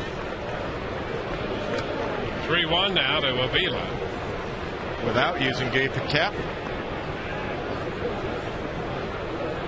I figure Upton with the sprained ankle, maybe a couple of days. But he's got a bat there in the dugout, so he swung pretty well in batting practice today.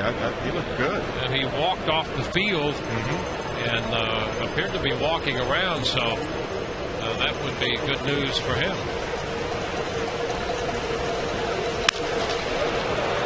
And a base hit into center field. Rodriguez makes the pickup. Avila has his first hit.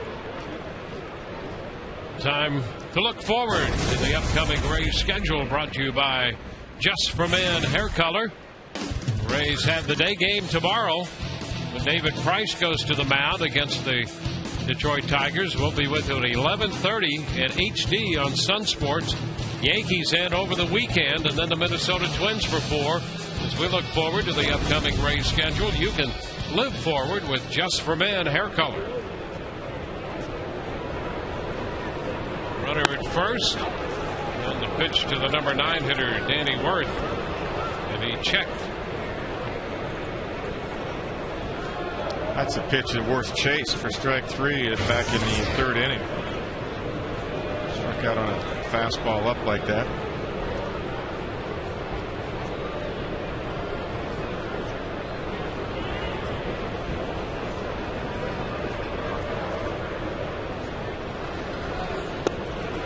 That's a strike around the knees. 1-1.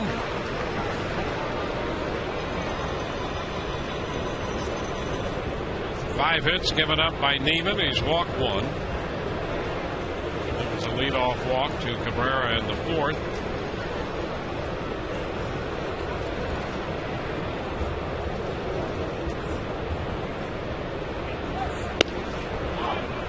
Inside. 2-1. 6 hits allowed by Neiman now with the leadoff base hit here by Avila. It's a big out right here, I think, because you got Rhines, but then you got Damon in the hole. You just got your lead here, 5-3. I think this number 9 hitter is a big out to get. Runner on the goal right there, and the pitch is fouled. So Avila retreats to first, and the count is 2-2 on Wirth. Yeah, Lloyd McClendon is the acting manager, and he's making some things happen with some of these young guys.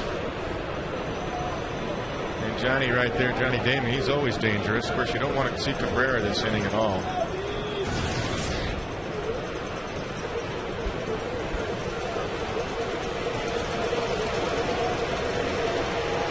Two balls, 2 strikes. Ground ball foul outside of first.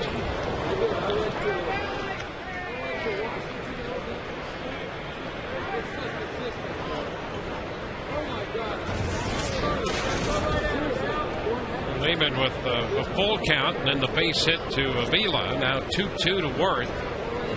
This pitch coming will be his 6th of this at bat. up around 70 in the pitch count department now.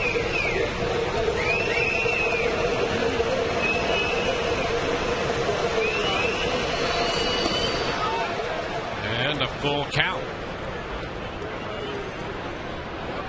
Worth would not offer at that pitch in the dirt. Yeah, they may make something happen here, 3-2, even though Worth struck out in his last at bat. They try to open up a hole, do a run and hit play again.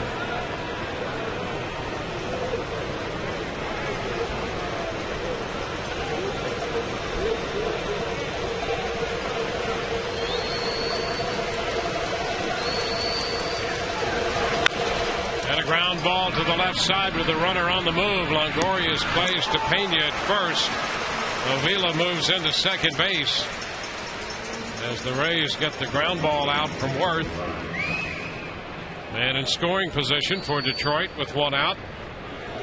Yeah, that's good managing by Lloyd McClendon. Make something happen. Make that number 9 hitter put it in play at least. And Jim Hickey's going to have a little talk with Jeff Neiman. And I bet there's a little bit of technical issue right there, talking about Jeff. I think with the tilt of the head that you just saw with Jim Hickey, that he's saying you're kind of flying open a little bit too soon and getting rotational with your delivery instead of right toward home plate. A lot of times when you're leaving the ball up and in to righties from a right-handed pitcher, that means you're opening up too soon. You're falling off to the left side and you're not leading with your lead leg and your hips going right toward your target.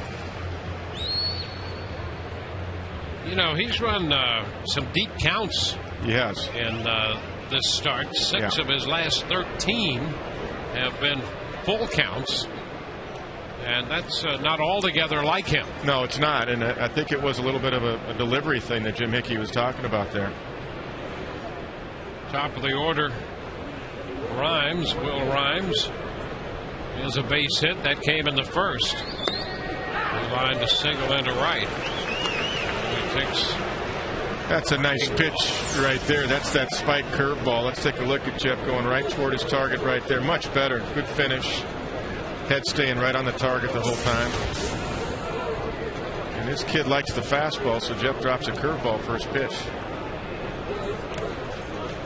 In the dirt. It's blocked by J-So. He's back with the split. Of course, you get called up to the big leagues because you can hit the fastball. You get sent back down because you can't hit the other pitches.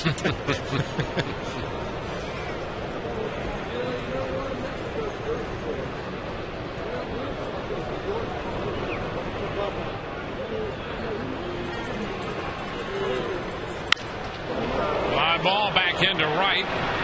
Joyce is there to catch it. Avila holds at second. 2 outs.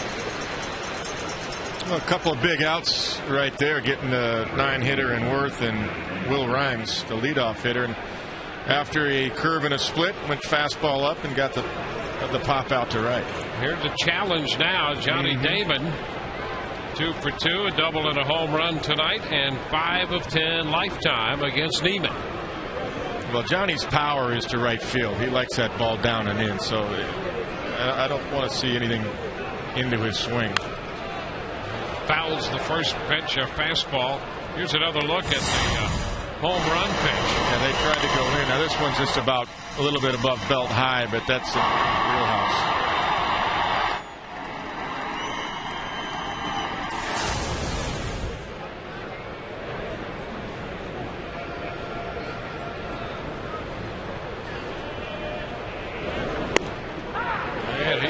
That one in there.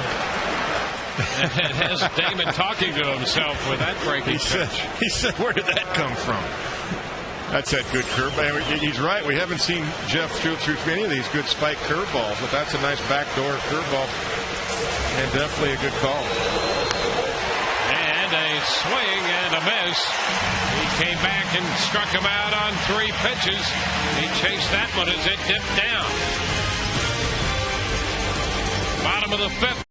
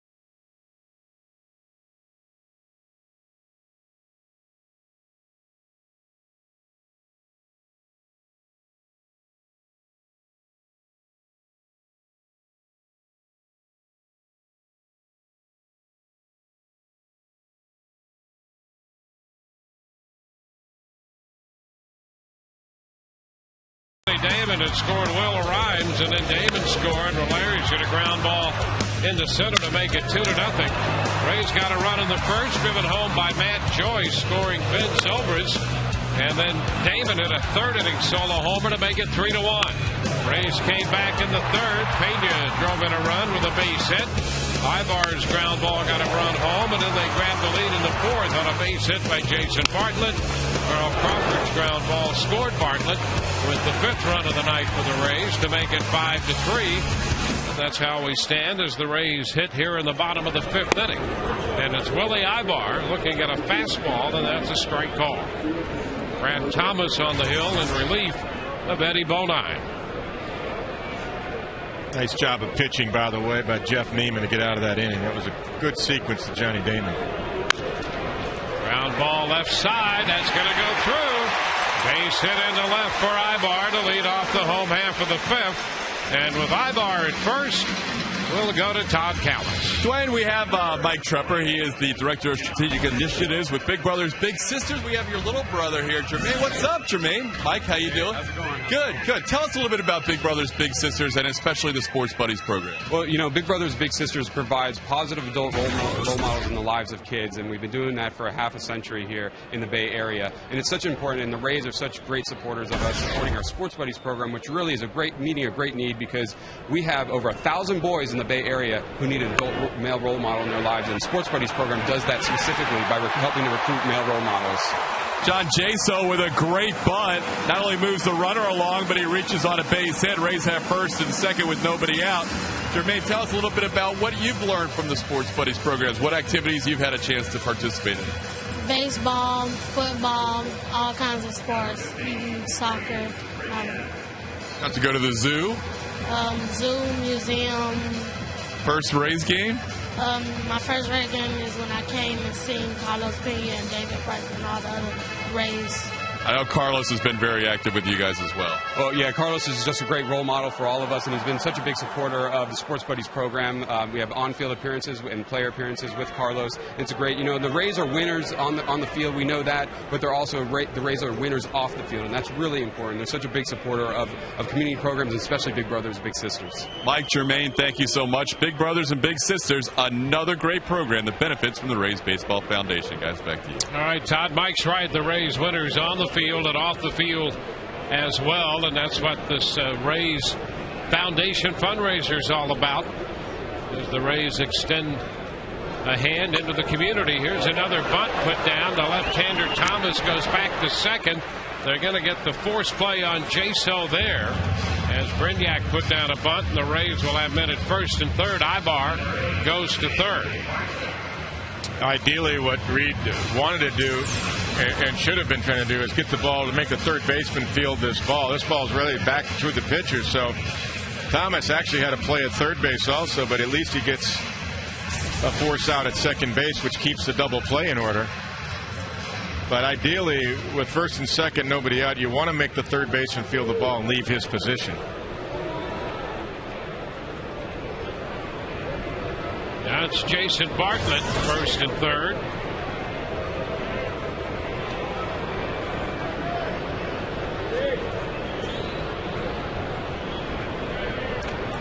Rays now have 11 hits. Jaso putting down the bunt, so everybody has a hit. And don't be surprised if you see another bunt right here. Although Ibar is not a burner, so it's a little tough to do that first and third sacrifice safety squeeze play with a slow runner at third base. And Jason's swinging well, so I'd let him swing it. And he puts down the bunt. Ibar headed to the plate, and he is out with the toss to Avila from the pitcher Thomas. Well, it turned out to be a little difficult there with Ibar coming down the line, and he is the second out. Yeah, I would have liked to have seen Jason swing it because he's swinging it bat well. He's hitting over 320 since the break, and you got a slow runner at third base, so the bunt has to be really perfect, and it wasn't. You see Ibar, I mean, he's not really getting a good jump off of third base. This is an easy play for Thomas. They got him by plenty. Yeah, Ibar actually hesitated there for a moment. Yeah, he did. Coming down the line. You want at least an average runner at third base. It doesn't have to be a burner like B.J. Upton or Carl Crawford to get that done, but you want a decent runner. Strike one to Sean Rodriguez. He's in the game, replacing Zobrist in center field. Ben left with some lower back stiffness, and he is listed day to day.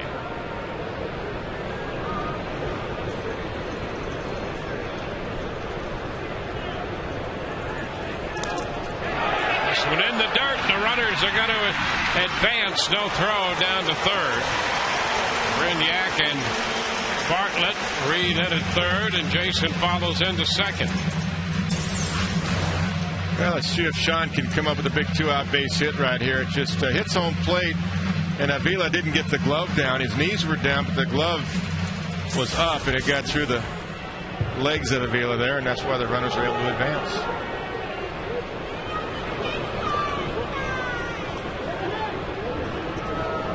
1-1 the count. Both men now in scoring position. Upstairs. 2-1. Sean hit the ball deep to center to the warning track. And the fourth has a chance to add to the Rays' lead in the fifth inning.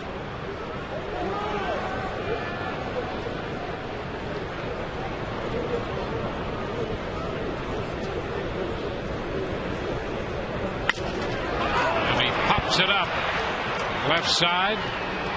Sizemore, the third baseman, makes the catch, and the Rays are out. They leave 2 through 5. They lead by 2, 5-3.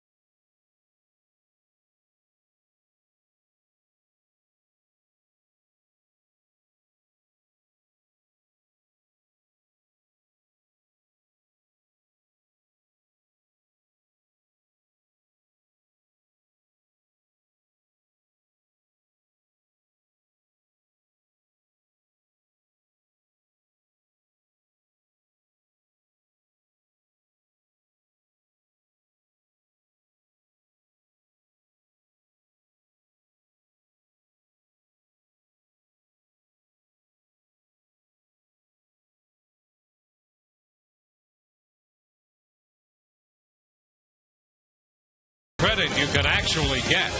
Badcock makes it easy. And by Dodge Ram Trucks, award-winning Ram trucks, plus a new heavy duty. Make it one of the most powerful lineups in Ram history.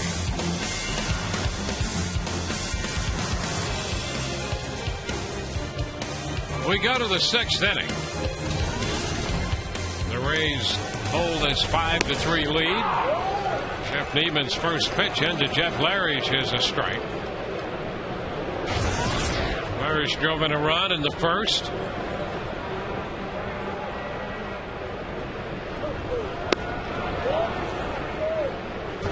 One Cabrera next, and then Bosch.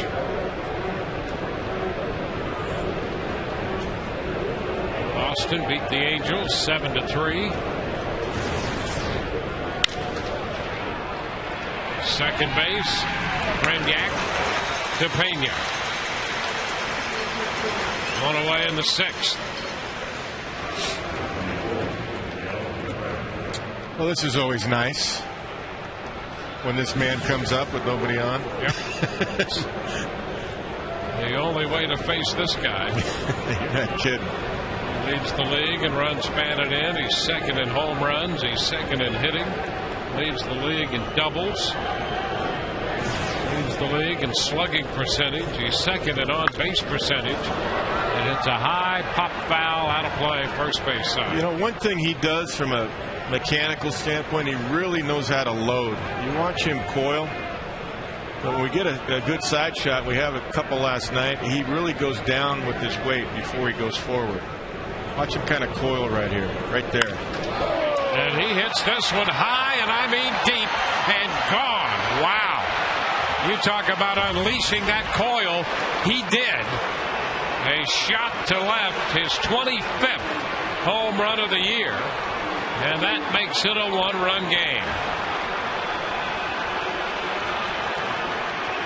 No sooner explained than demonstrated. Well, we do have a side shot. This is why he's got incredible bat speed. Watch his head here. Watch him coil. He's going to go down with the weight before he goes forward. Watch him. See right there. See him coil, go down.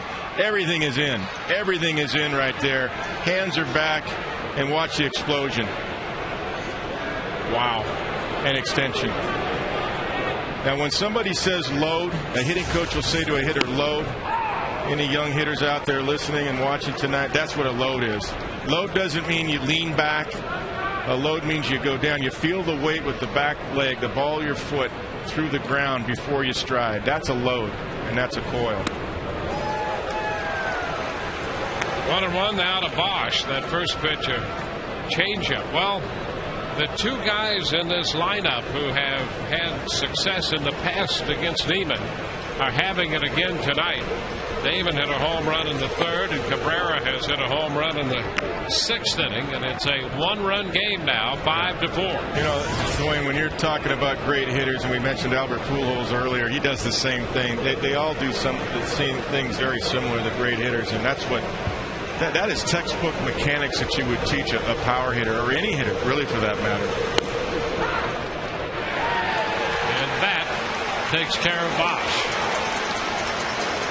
He strikes him out for out number 2.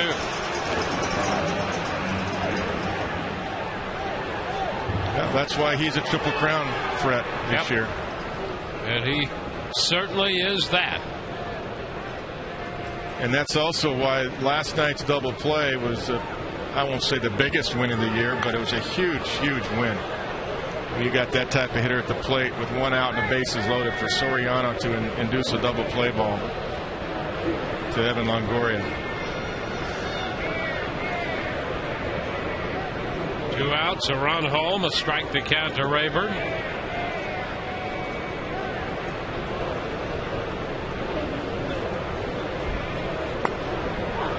And that's low. 1-1. That's how you stay back, too. You know, when you hear the word from hitting coaches, stay back, that's what staying back is. When you go down with the weight before you stride. Sharply hit outside the bag. And it's 1-2. I got to tell you, too, Dwayne, when I was a young hitter with the Orioles, I didn't know what that meant when I hear hitting coaches say stay back. I say you'd lean back. That's what staying back means. And of course, in the 70s and 80s when I played, you didn't have the technology like you have now with video. You really didn't see yourself hit. You had to feel it. You had to have your hitting coach be the set of eyes for you. That's a good pitch. Oh, boy, he threw a great breaking ball right there, that spike curve, and didn't get the call. Well, that's strike 3. That's a good pitch. If that isn't a strike, I don't know what is. And Clark strikes like it. The 2-2. And again, down and away with that curveball. No offer by Rayburn. Well, after taking one so close on the pitch before, you think he might be of a mind to swing at a breaking ball like that. And he lost it. Fastball.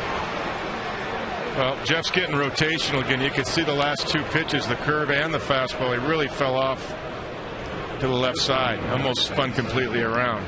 That's what Jim Hickey, I'm sure, talked to him about last inning, and he was able to correct it. Take a look at here. And when you do that, and you open up a little too soon, Just a little bit too much spin falling off right there. Goes back to home plate with that finish. You lose command. Now Scott Sizemore.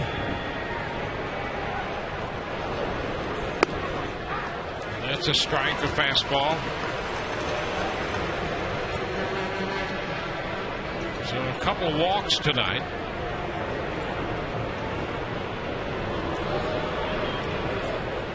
Well, this is going to be a bullpen game tonight for the Rays. Jeff has kind of battled tonight. You know, he's hung in there, but he's had to battle. He's been so consistent all year long. He does have the lead, but it hasn't been easy, and Grant Balfour's getting ready.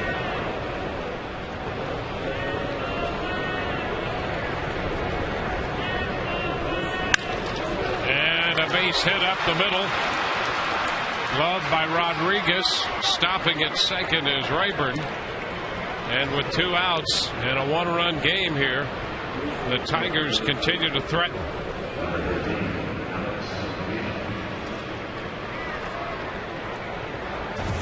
95 pitches on the night now for Neiman. And Hickey heads to the mound. Yeah, he's going to give the bullpen a little time here. Going to ask one more out of Jeff Neiman. And I got to believe even if he gets this out, he might be out of the game. Just a reminder, for a limited time, you can take advantage of the Autoway buy 3 get 1 free tire special at all Autoway dealerships. Go to AutoWayServiceCenters.com for locations and to schedule your appointment. The Rays break up the conference on the mound. Cabrera's home run has made it a 5-4 game, and with 2 outs, a walk and a single, and the Tigers put together a threat. Cabrera showing he got his hands inside it. That's what little emotion was. And then he had a great extension and finish on that home run. Wow. Alex Avila. And the pitch is in there. A breaking pitch, a curveball for strike 1.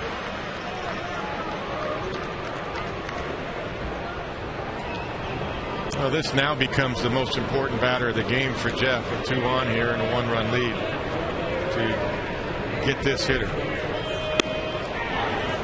bit away right there. 1-1.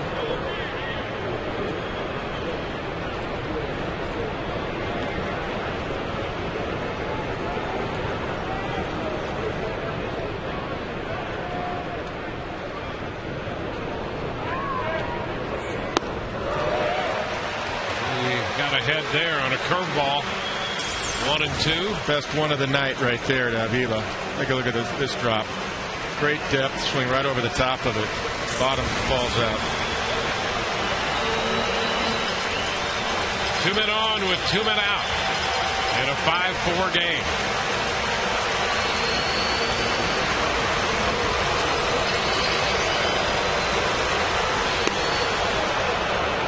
Two balls, 2 strikes.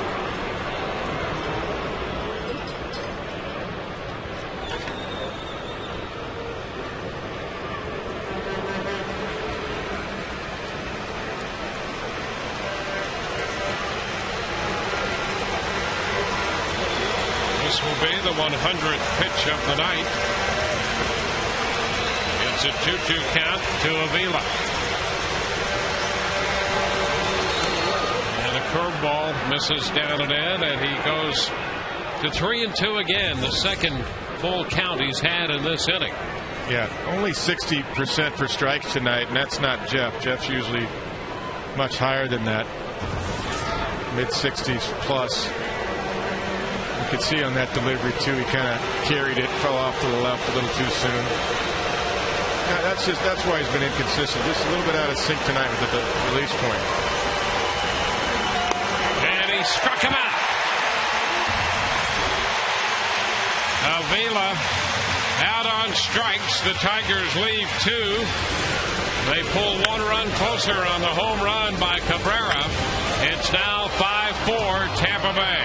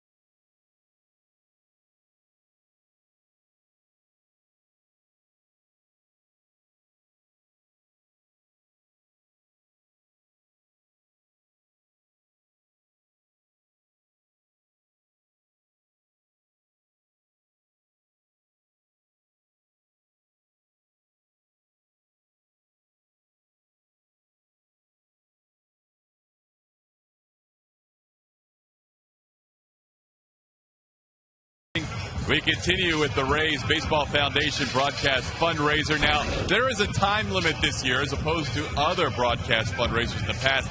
10 o'clock it's going to end, so we have about 53 minutes to go.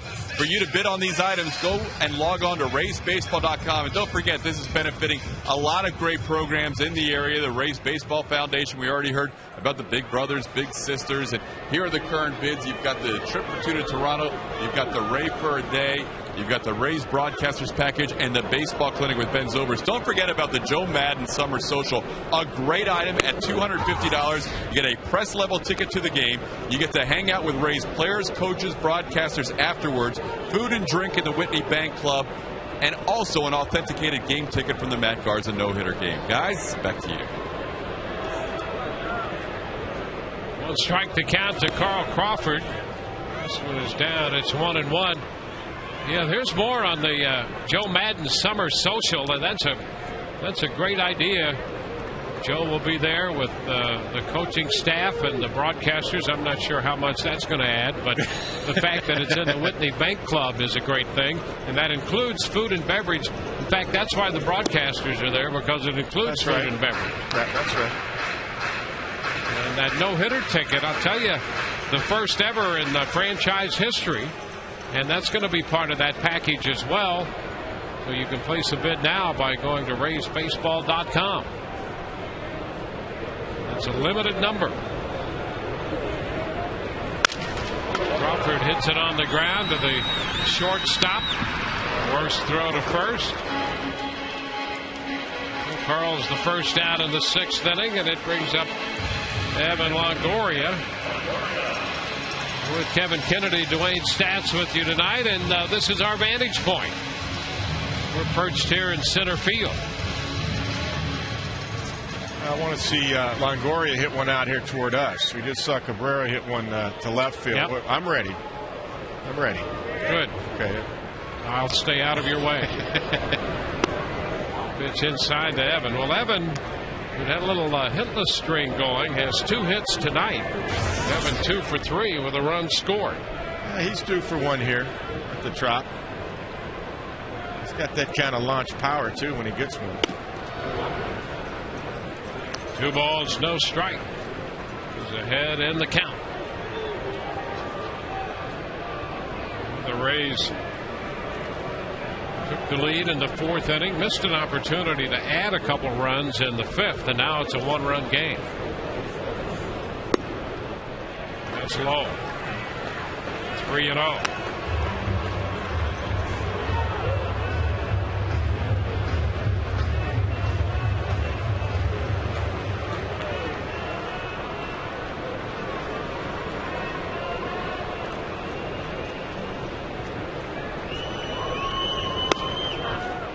Takes a strike.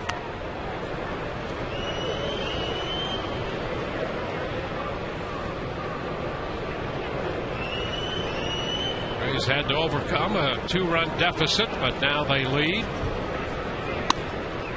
Longoria walks. So a runner at first with 1 out. Tonight's game brought to you by Miller High Life. This summer, find out how giving back bottle caps can give returning vets a piece of the high life. Go to MillerHighLife.com for details as we salute our vets.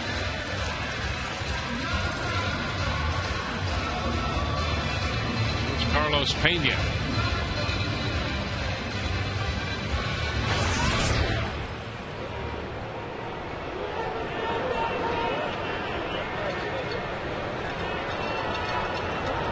Pena has walked, singled home a run, and was hit by a pitch his last time. Down and away, 1 ball, no strikes. Billy Bonine worked 3 1/3, gave up 5 runs. Brad Thomas has been on since then.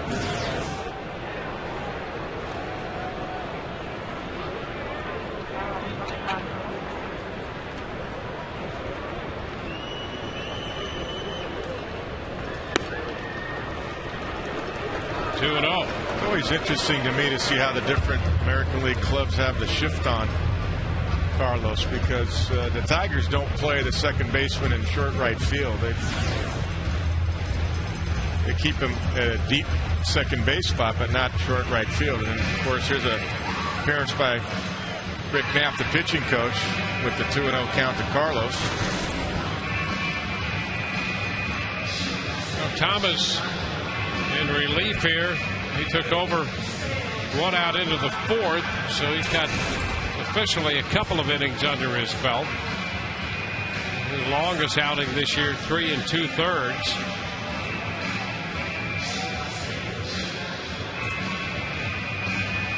Behind Pena, 2-0. And they're going to start to get some additional action in the bullpen for Detroit. That's going to be the right-hander, Robbie Weinhardt. Yeah, he's getting ready in a hurry, too. Made 3 or 4 quick tosses to get loose as he stretches back to the mound.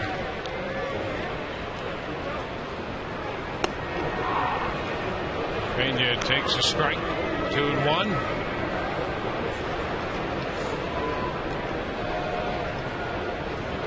Carlos can reach us, Dwayne. Yes, he can. So we better pay attention. Yeah, we better look. He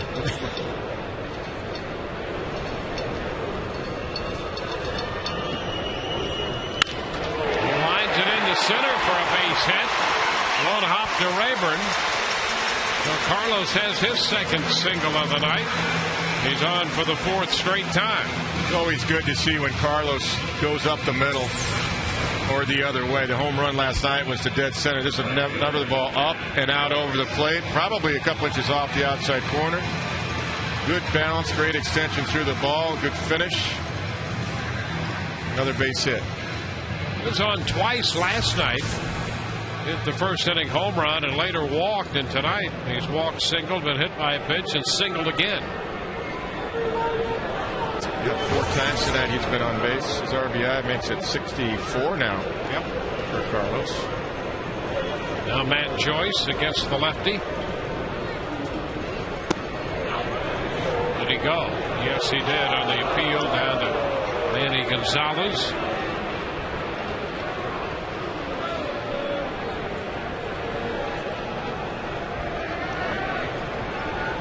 Joyce drove in the first run of the night for the Rays. Where the line single into left off the starter Bonai.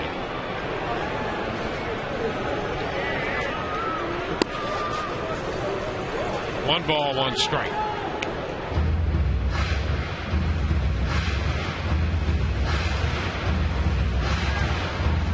Rays have taken the first 2 games of the series.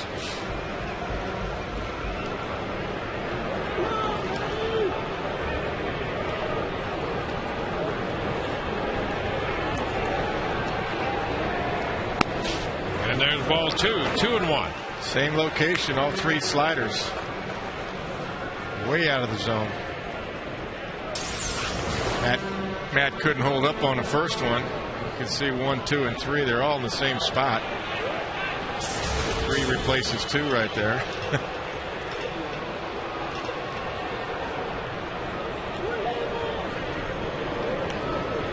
That bullpen ball loose. Weinhardt is throwing.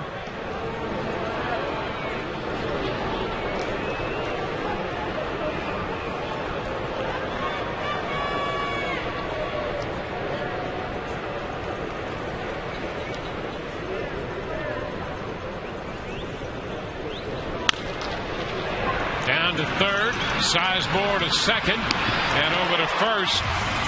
It's a 5-4-3 double play. Sizemore arrives to Cabrera.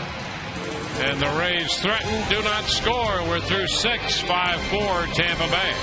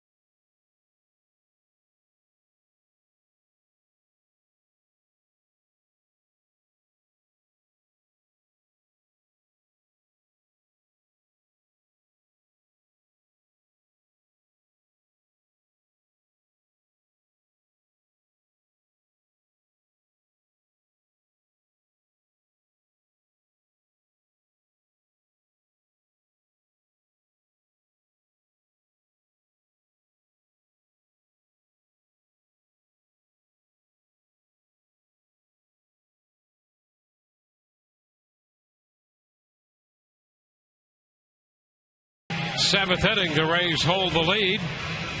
Reminder, you can join Rays expert Dave Schreiber. Right there he is. Join him Friday during the game when the Rays take on the Yankees. He'll have a live chat on FoxSportsFlorida.com. Gives you an opportunity to voice your opinion and chat with other Rays fans about the game.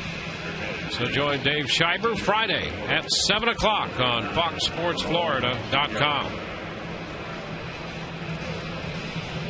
Grant Balfour will take over for Jeff Neiman. Balfour making his 44th appearance. Yeah, really good numbers for Grant. Big strikeout last night to get Brennan Bosch with the bases loaded. And he's averaged a strikeout an inning, 42 strikeouts and 42 in the third innings. Ramon Santiago on to hit. So Balfour facing Santiago. 1 strike to count.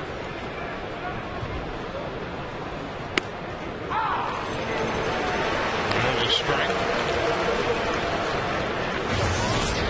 Right out of the chute. Good curveball followed by a 93-mile-an-hour fastball. Foul ball out of play.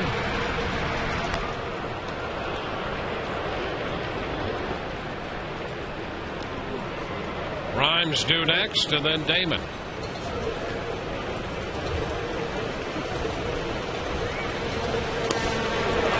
Santiago chased the slider and is out on strikes. That continues to be a big pitch for Balfour. Yeah, that was a good sequence, too.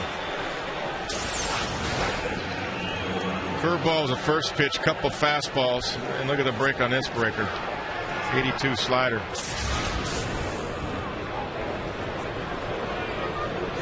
Neiman worked 6. He gave up 8 hits, 4 runs. Struck out 4 and walked 2. In fact, that last pitch might have been more of a curve. And I looked at it a second time. That's what's tough. He's using that curve a little bit more, too. Will Rhymes takes fastball high.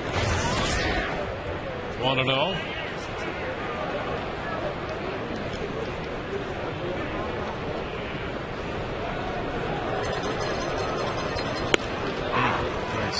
And a strike. Fastball, 1-1. Well, he just powered that through the zone right there. Outside corner. Plenty of heat on that one. And a line drive up the right side, headed toward the corner. Joyce will grab it on his way to second. Rhymes with a 2-base hit.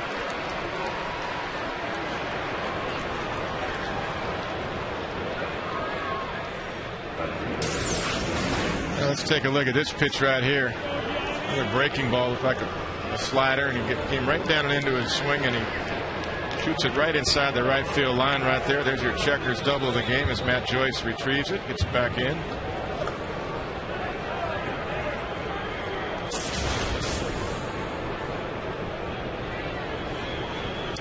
Well, Johnny Damon will be up here. The first 2-base hit for Rhymes, his first extra base hit in the big leagues. Damon is 2 for 3. Both extra base hits, one a double and the other one a home run. It's 1-0 the count to Damon.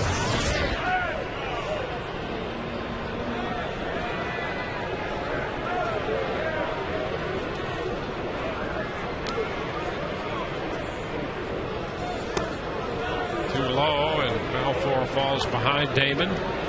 Damon 1 for 5 against Grant.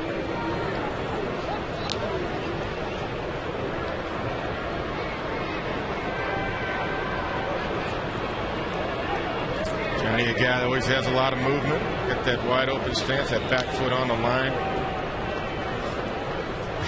He's moving. It's his rhythm. Ball 3 is low. And it's second with 1 out. Rays lead it 5-4.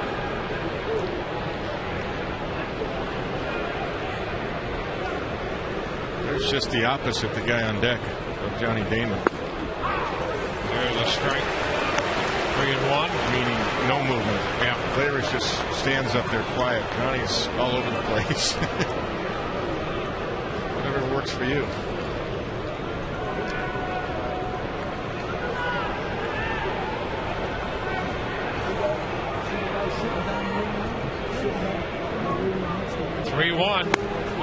And that's ball 4. One out with men now at first and second. And the left-handed bat, Jeff Larish, due up. Cabrera follows him.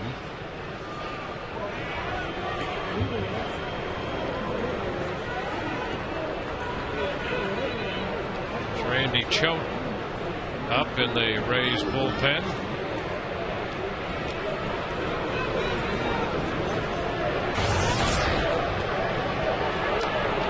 Watch Layrish as compared to Johnny Damon. He just stands up there quiet. Look at his hands and feet. I mean, he's almost asleep. He drove in a run with a base hit in the first inning, and he takes a fastball. Everybody's different. He likes to be nice and quiet up there. He has shown some power in the minor leagues. All different ways to get into the hitting position. You bet. It's foul back. 0-2.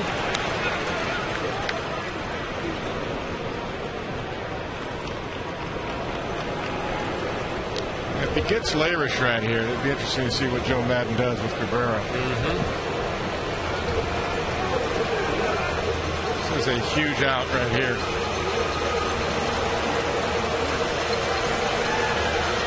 Well, we know last night he would have walked him if he could have. But he had to face him. He may, if there's a base open anywhere, he may put him on again and face Bosch. Be the same situation as last night for golf. Got to get Layrish first, though.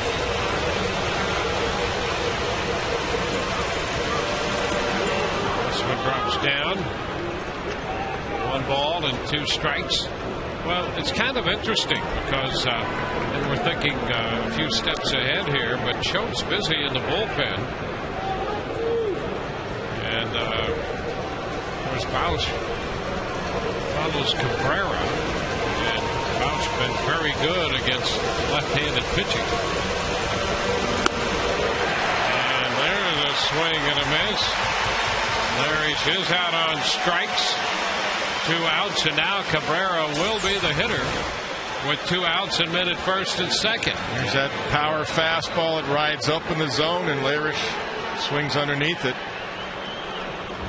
And a little bit late, too. That was just by you. And the Rays will walk Cabrera here with third base open. So they'll issue the intentional walk to load the bases. And this is the situation where they would have walked him and they had the opportunity, but and they did in the 7th inning last night. Walk him intentionally. Same situation, 1-run lead. Same situation, identical as last night. Same inning, everything. Same hitters. Last night he had first and second, 2 outs. He did the same thing. He walked Cabrera and ends up striking out. Of course, it was Choate on the mound to walk Cabrera. Yeah, and then he brought Balfour in to face Bausch last night, and he struck him out on 3 pitches. So now he has Balfour in the game to walk Cabrera. And Jim Hickey's going to head to the mound. Of course, situation last night, he wanted the hard thrower in there, the strikeout guy versus the contact guy. That's right. And Bausch's numbers, his splits have been way better against left-handed pitching than right-handed pitching. So after a little conference on the mound, the intentional walk, loading the bases, it'll be Balfour again against the left-handed bat of Bausch. Yep, identical situation, and here's one of the reasons why Joe Madden did this last night and why he's doing it tonight also. The lefties split there. Bausch has hit .429 versus left-handers, .265 versus righties. Well, in the 7th inning last night, He got him on a fastball. He struck him out on 3 pitches, finished him off with a fastball up, and there's a foul ball straight back on a fastball. Boy, he had a good swing at that one, though. He was on that one. Now, the only difference a night later is Bausch now has seen Balfour. That's a good swing. He got away with one there. Just got underneath it a little bit, right off the mask of John Jaso. And if you go up the ladder above his hands, you can get him again on strikes. And there's a strike. He takes it. And around the knees. 0-2. That's paint right there. Now you got to go up. That's a great pitch. Look at this. Outside corner on the black of home plate. That is a perfect pitch. Now I got to believe you're going to go north with the fastball up in the zone. And it's way up. He does not offer. 1 ball, 2 strikes. Well, Bausch has seen 6 pitches from Grant Balfour. They've all been fastballs. But if he gets it in a good spot up above his hands, he can get him again.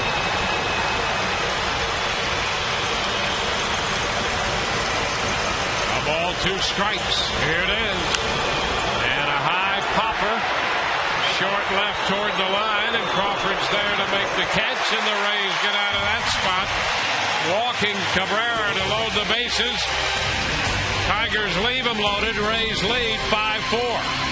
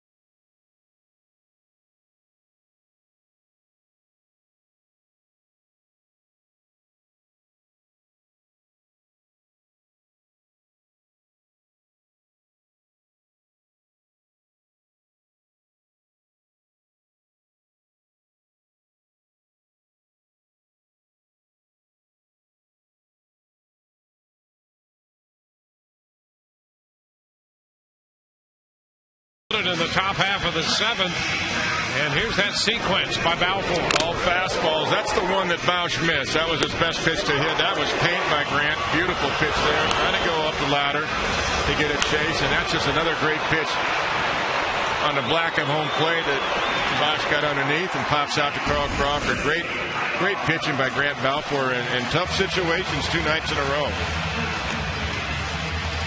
That'll be Phil Koch, the lefty, following left-hander Brad Thomas. Koch's done a nice job. This will be his 48th appearance. He's got 6 wins. ERA is 2.4, and he's got a 2-to-1 strikeout to walk ratio. He's done a good job since he's come over in that 3-way trade involving Curtis Granderson. He came over from the Yankees. Ramon Santiago stays on to play shortstop after pinch hitting in the top half of the inning.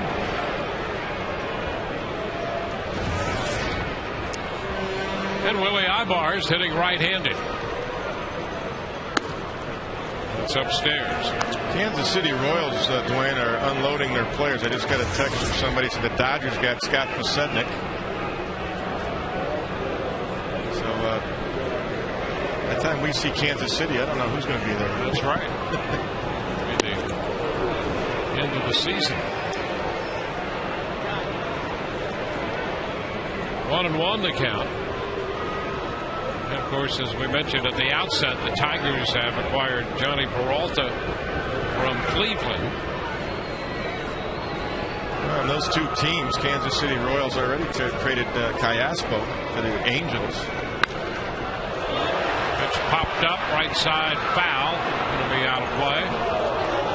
Those two teams, of course, are out of the race in the American League Central. The Tigers are still in it. That's why they try to get some veteran help in Johnny Peralta.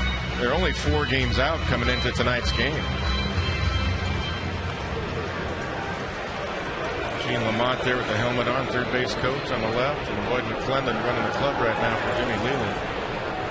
Leland, who was ejected the other night, serving a 1-game suspension tonight.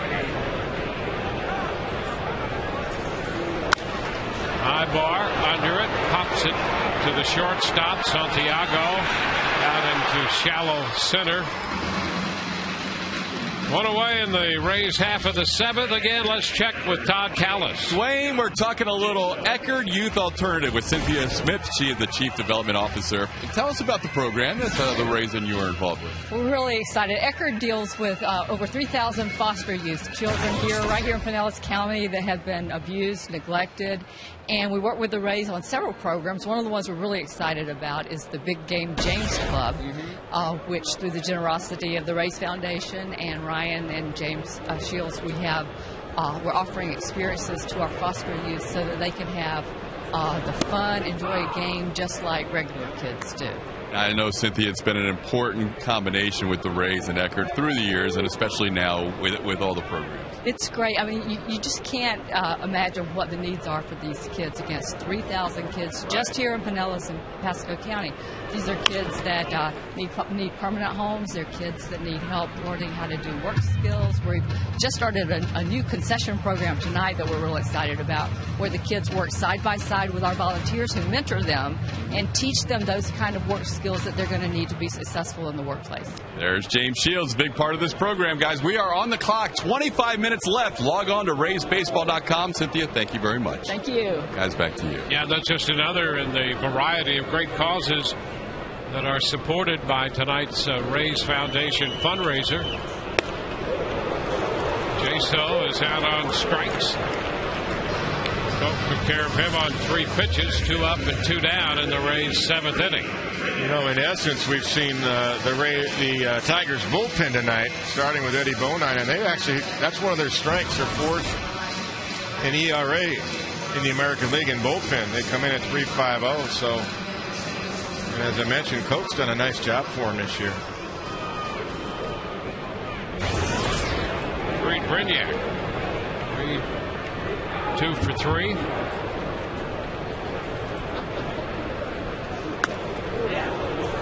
And that's a strike, a fastball. Rays with some action in their bullpen, and that's Joaquin Benoit with some very impressive numbers.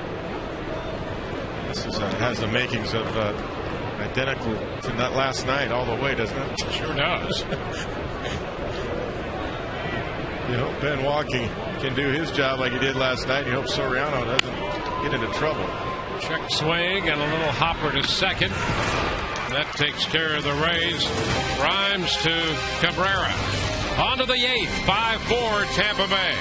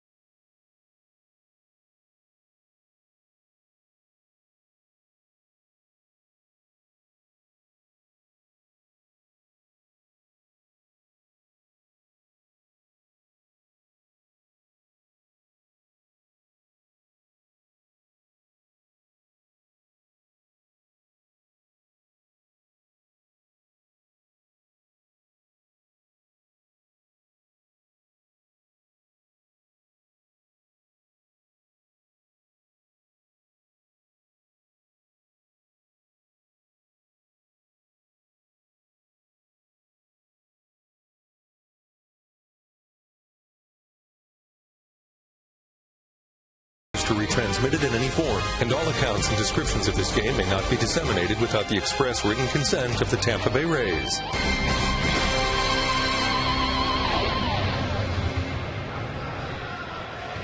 Five 4 as we go to the 8th inning on this night. The Rays Baseball Foundation broadcast fundraiser. Just about 20 minutes left to bid on all of those items. Joaquin Benoit, the new pitcher for the Rays. Ryan Rayburn leads it off. Benoit, pitcher number 3.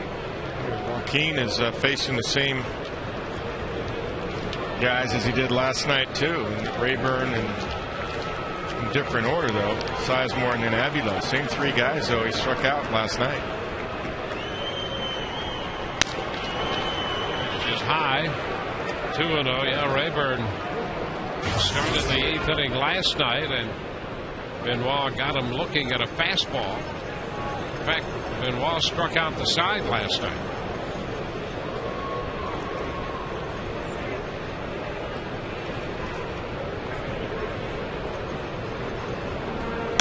Upstairs, 3-0.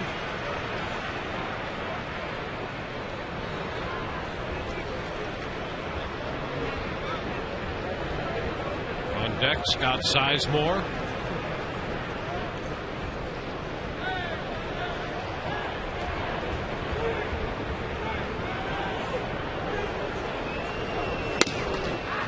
There's a strike. 3-1.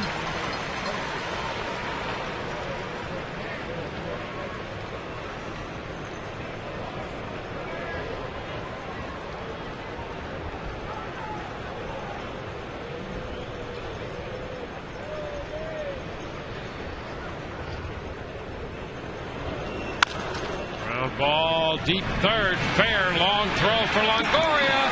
He got him. Nice play by Longoria to get Ryan Rayburn. He was deep back of third base. That was not an easy play, and you can see Evan really load up and get plenty on it to get it over there in the air. Crossover step, and to get the hop, he had to back up as well and just plant and throw a bullet over there to Carlos Pena. That was a tough play. Watch him have to back up as well, so you got the clean hop. And no time to really get gathered other than just let it fly. Sizemore hits the first pitch on the ground right to Longoria, and he takes care of Scott Sizemore.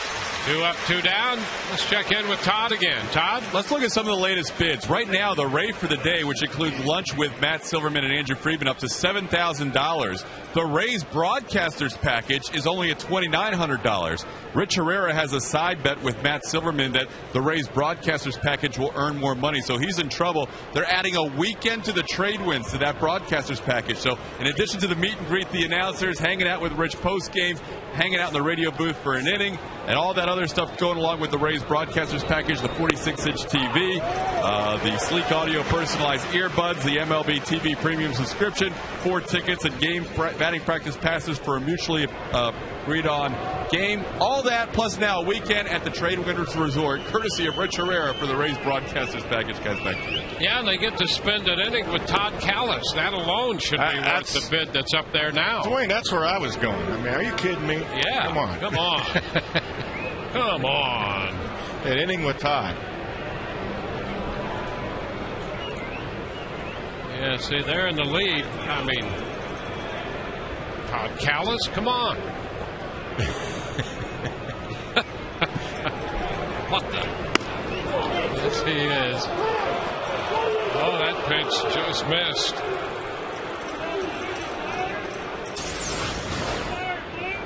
Yeah, 94. Wasn't high, it was wide. 2-1 to count.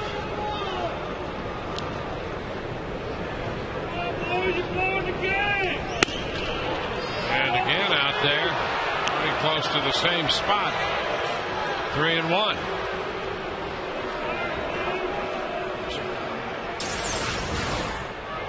You'd like to see Benoit come all the way back as this ball fades again off the outside corner, because if you can get Avila, then you got 9, 1, and 2. And you're one batter less away from Miguel Cabrera in the 9th.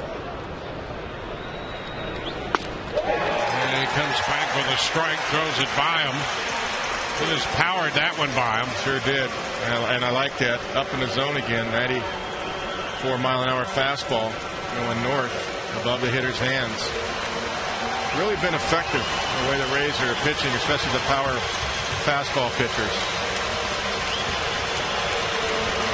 3 balls, 2 strikes.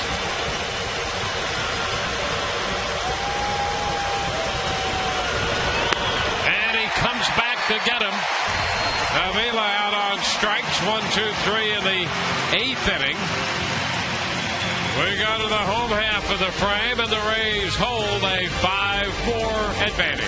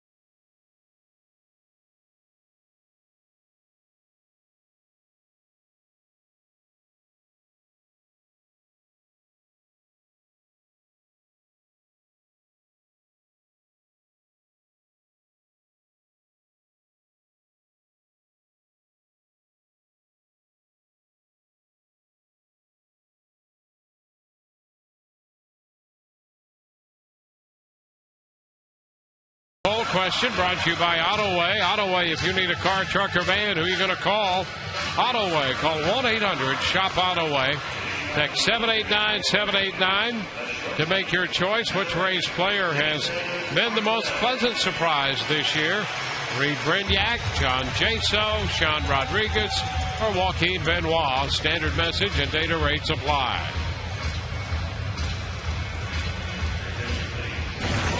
Ryan Perry, a young, hard-throwing right-hander out of the University of Arizona, is the 4th pitcher of the night. Yeah, he does. He's got a good arm. And, of course, one of the guys that they really miss is Joel Zumaya. First pitch, Bartlett swings and misses. Strike 1. Bartlett has a run batted in, a run scored, and a hit. Yep. Swinging the bat much better. That ball just ran on him. 92 fastball.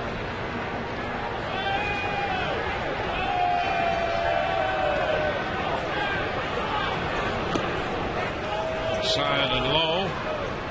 1-1. Yankees have an 8-0 lead on Cleveland. That game's in the bottom of the 5th inning. Here the Rays lead Detroit 5-4.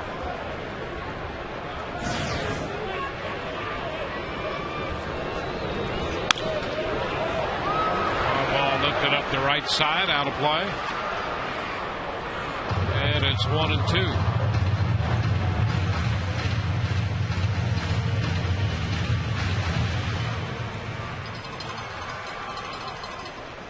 Perry, the first pick taken by the Tigers in the 2008 draft.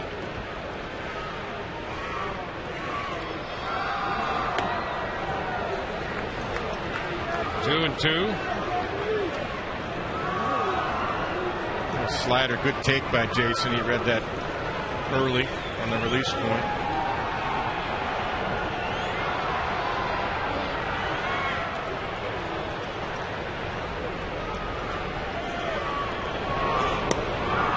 It's low, and the count is full.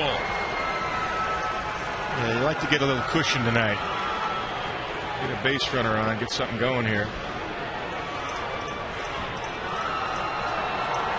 Here's Rafael Soriano. He made over 30 pitches last night in the 9th inning.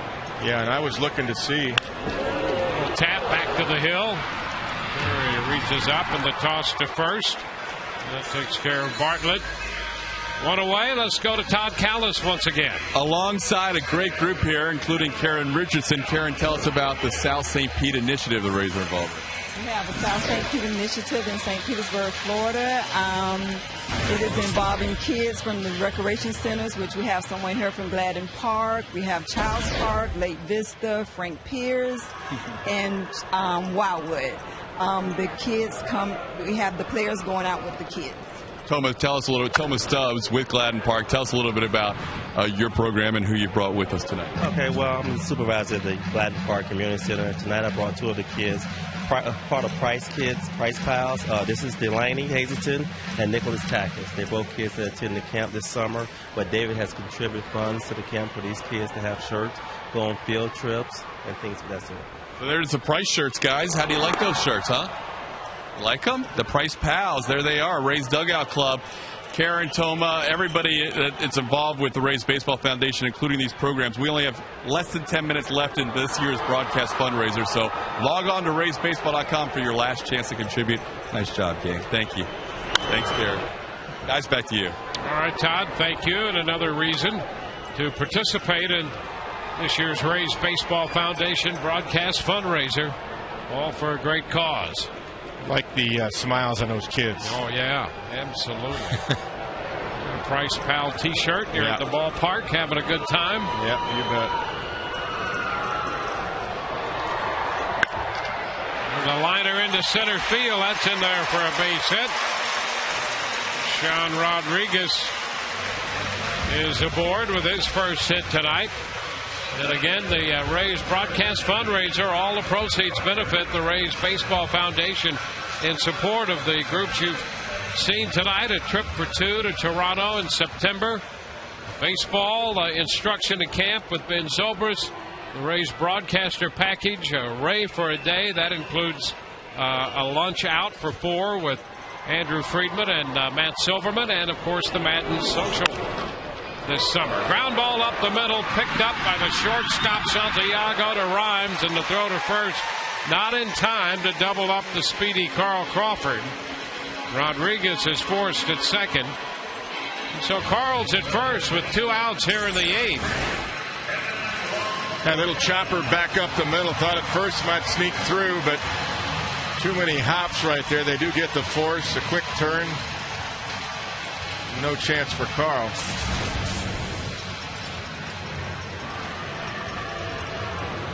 Carl's aboard with Evan Longoria facing Ryan Perry.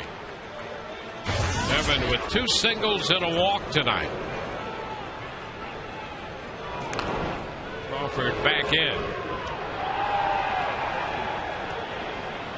Carl had 3 stolen bases last night. He has 37 on the year.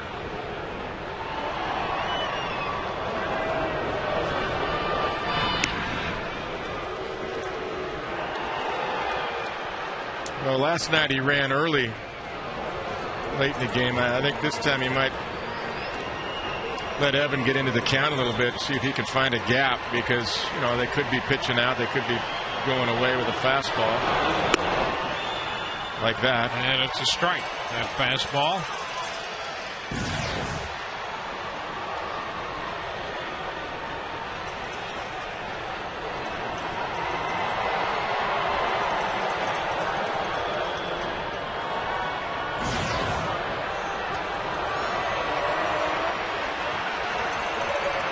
Quick step back.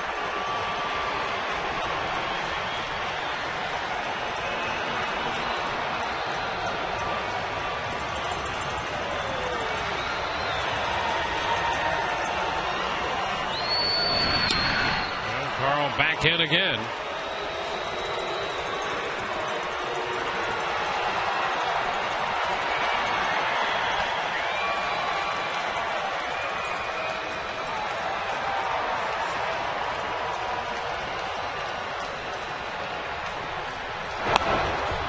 pitch out. And nothing. Yeah. 1-1. 0-1's the pretty obvious pitch out count. I mean, if you have real guts, you can double up on it right here and do it again. Gene Lamont there on the left giving the signs to Avila, the catcher.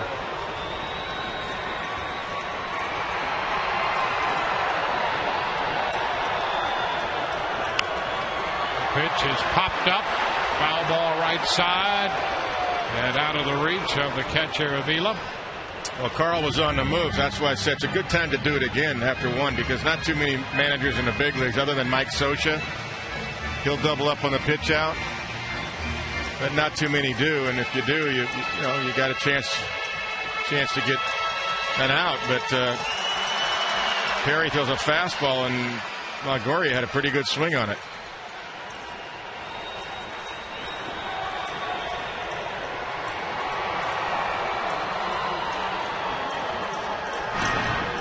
Again, another toss to first, and Carl is back in.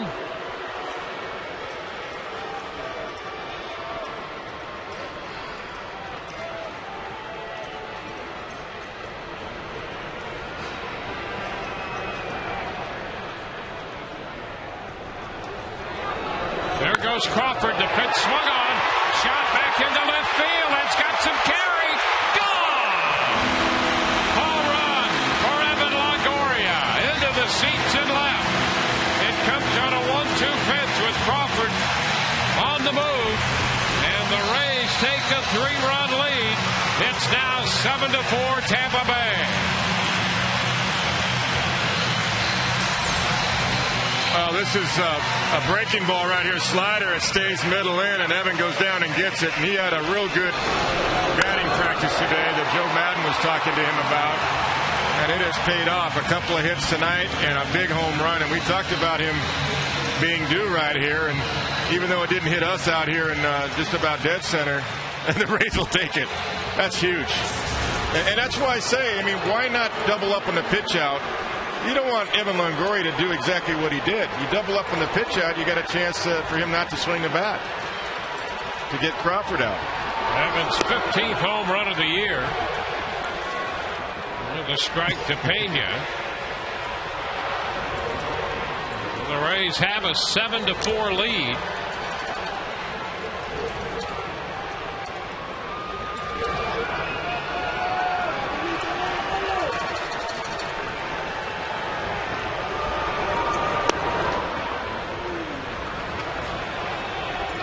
That's what speed creates, though, too. Guys worry about the base runner, even though they don't pitch out only once, and then you make a mistake. You don't throw a good breaking ball and bury it in the dirt.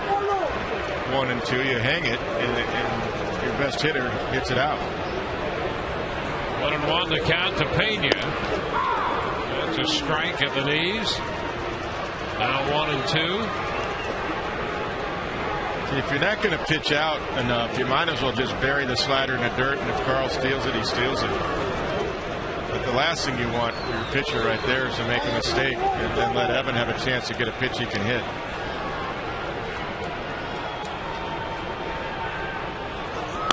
Upstairs, 2 balls, 2 strikes.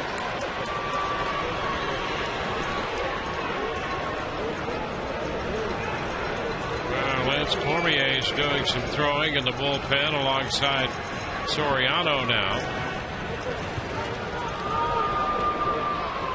3-run lead here for the Rays. That's foul the other way. Well, earlier I was looking to see if Soriano after the 8th inning was going to get up, or if Joe was going to mix and match before he used Soriano, maybe just for an out, meaning use even Choate. Maybe Cormier for the leadoff hitter, and then maybe even Randy Choate on one of the lefties. There's strike 3 call, and that retires the side, but the Rays add 2 with 1 swing of the bat on the home run by Evan Longoria.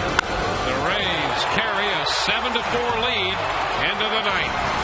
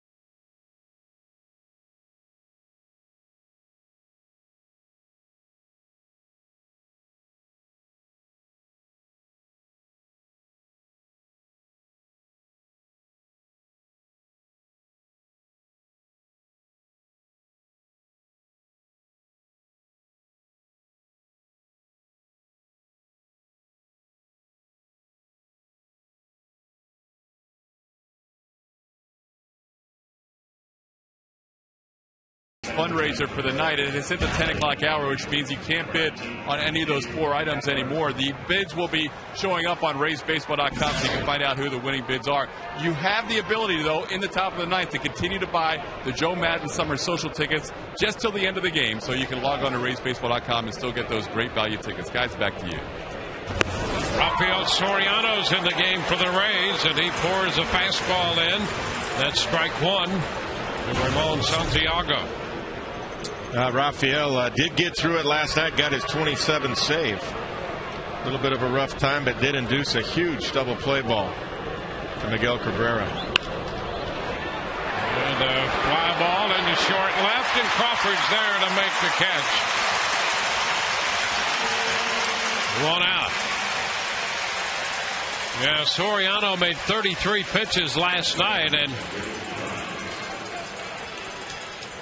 the Rays skipper Joe Madden decided that he would wait until today to see how Soriano felt after the extended inning he had last night. And the answer to that is that he's in there right now. Well, and that's why the 3-run cushion is huge and not just a 1-run. And the reason Cormier was up after Longoria's home run,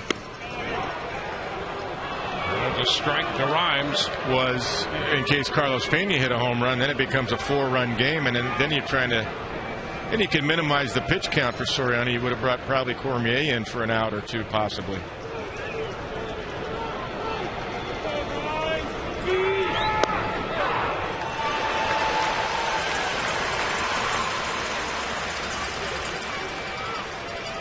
One and one to count here to Rhymes.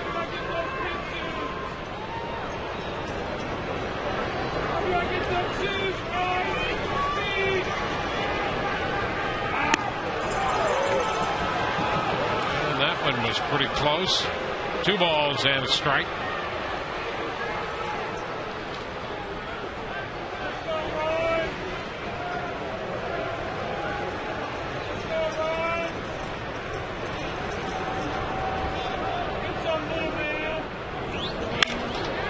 Fly ball into left. Crawford's here. 2 gone.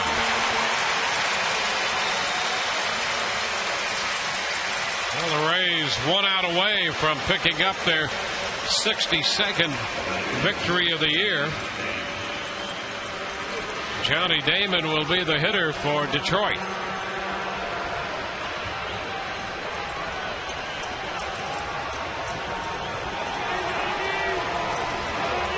Damon has a double and a home run tonight. He has also struck out and walked.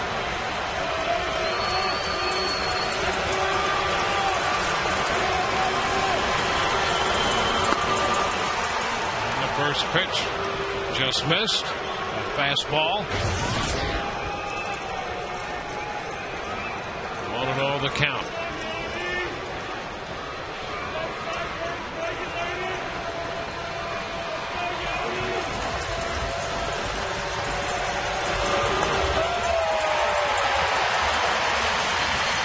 Takes it to a ball and a strike on Damon. Yeah, he'll take that. Johnny saw that ball getting down in his wheelhouse, and he tried to take one of those swipes at it to turn on it, of course, with a 3-run lead.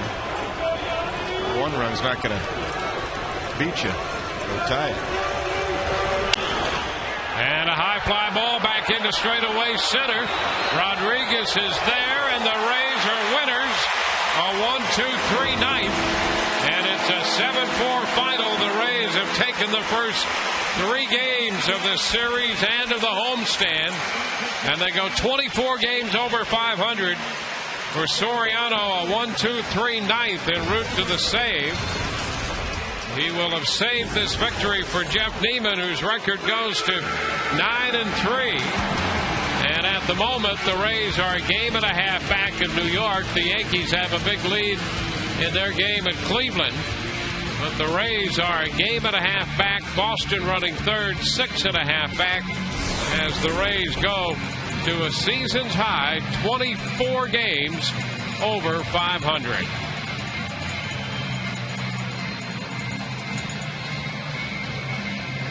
As the Rays celebrate their victory, we'll take a look at tonight's Taste Greatness moment in this game. And for the Rays, a little cushion provided in the bottom of the 8th inning when Evan Longoria hit this breaking pitch into the seats and left.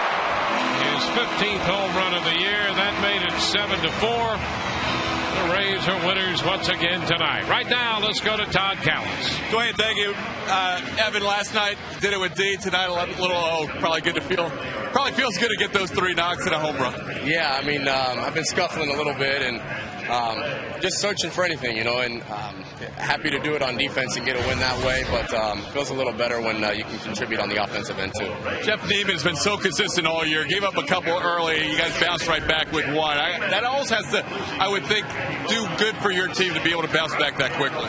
Well, the way he's been pitching, it's kind of expected for our offense to pick him up. He's been picking us up the whole season, and I just had the feeling when we came in after that first that we were going to put 2 or 3 up real quick and get him back in the game, and we did, and gave him a chance to win, and he took it upon himself and pitched a heck of a game.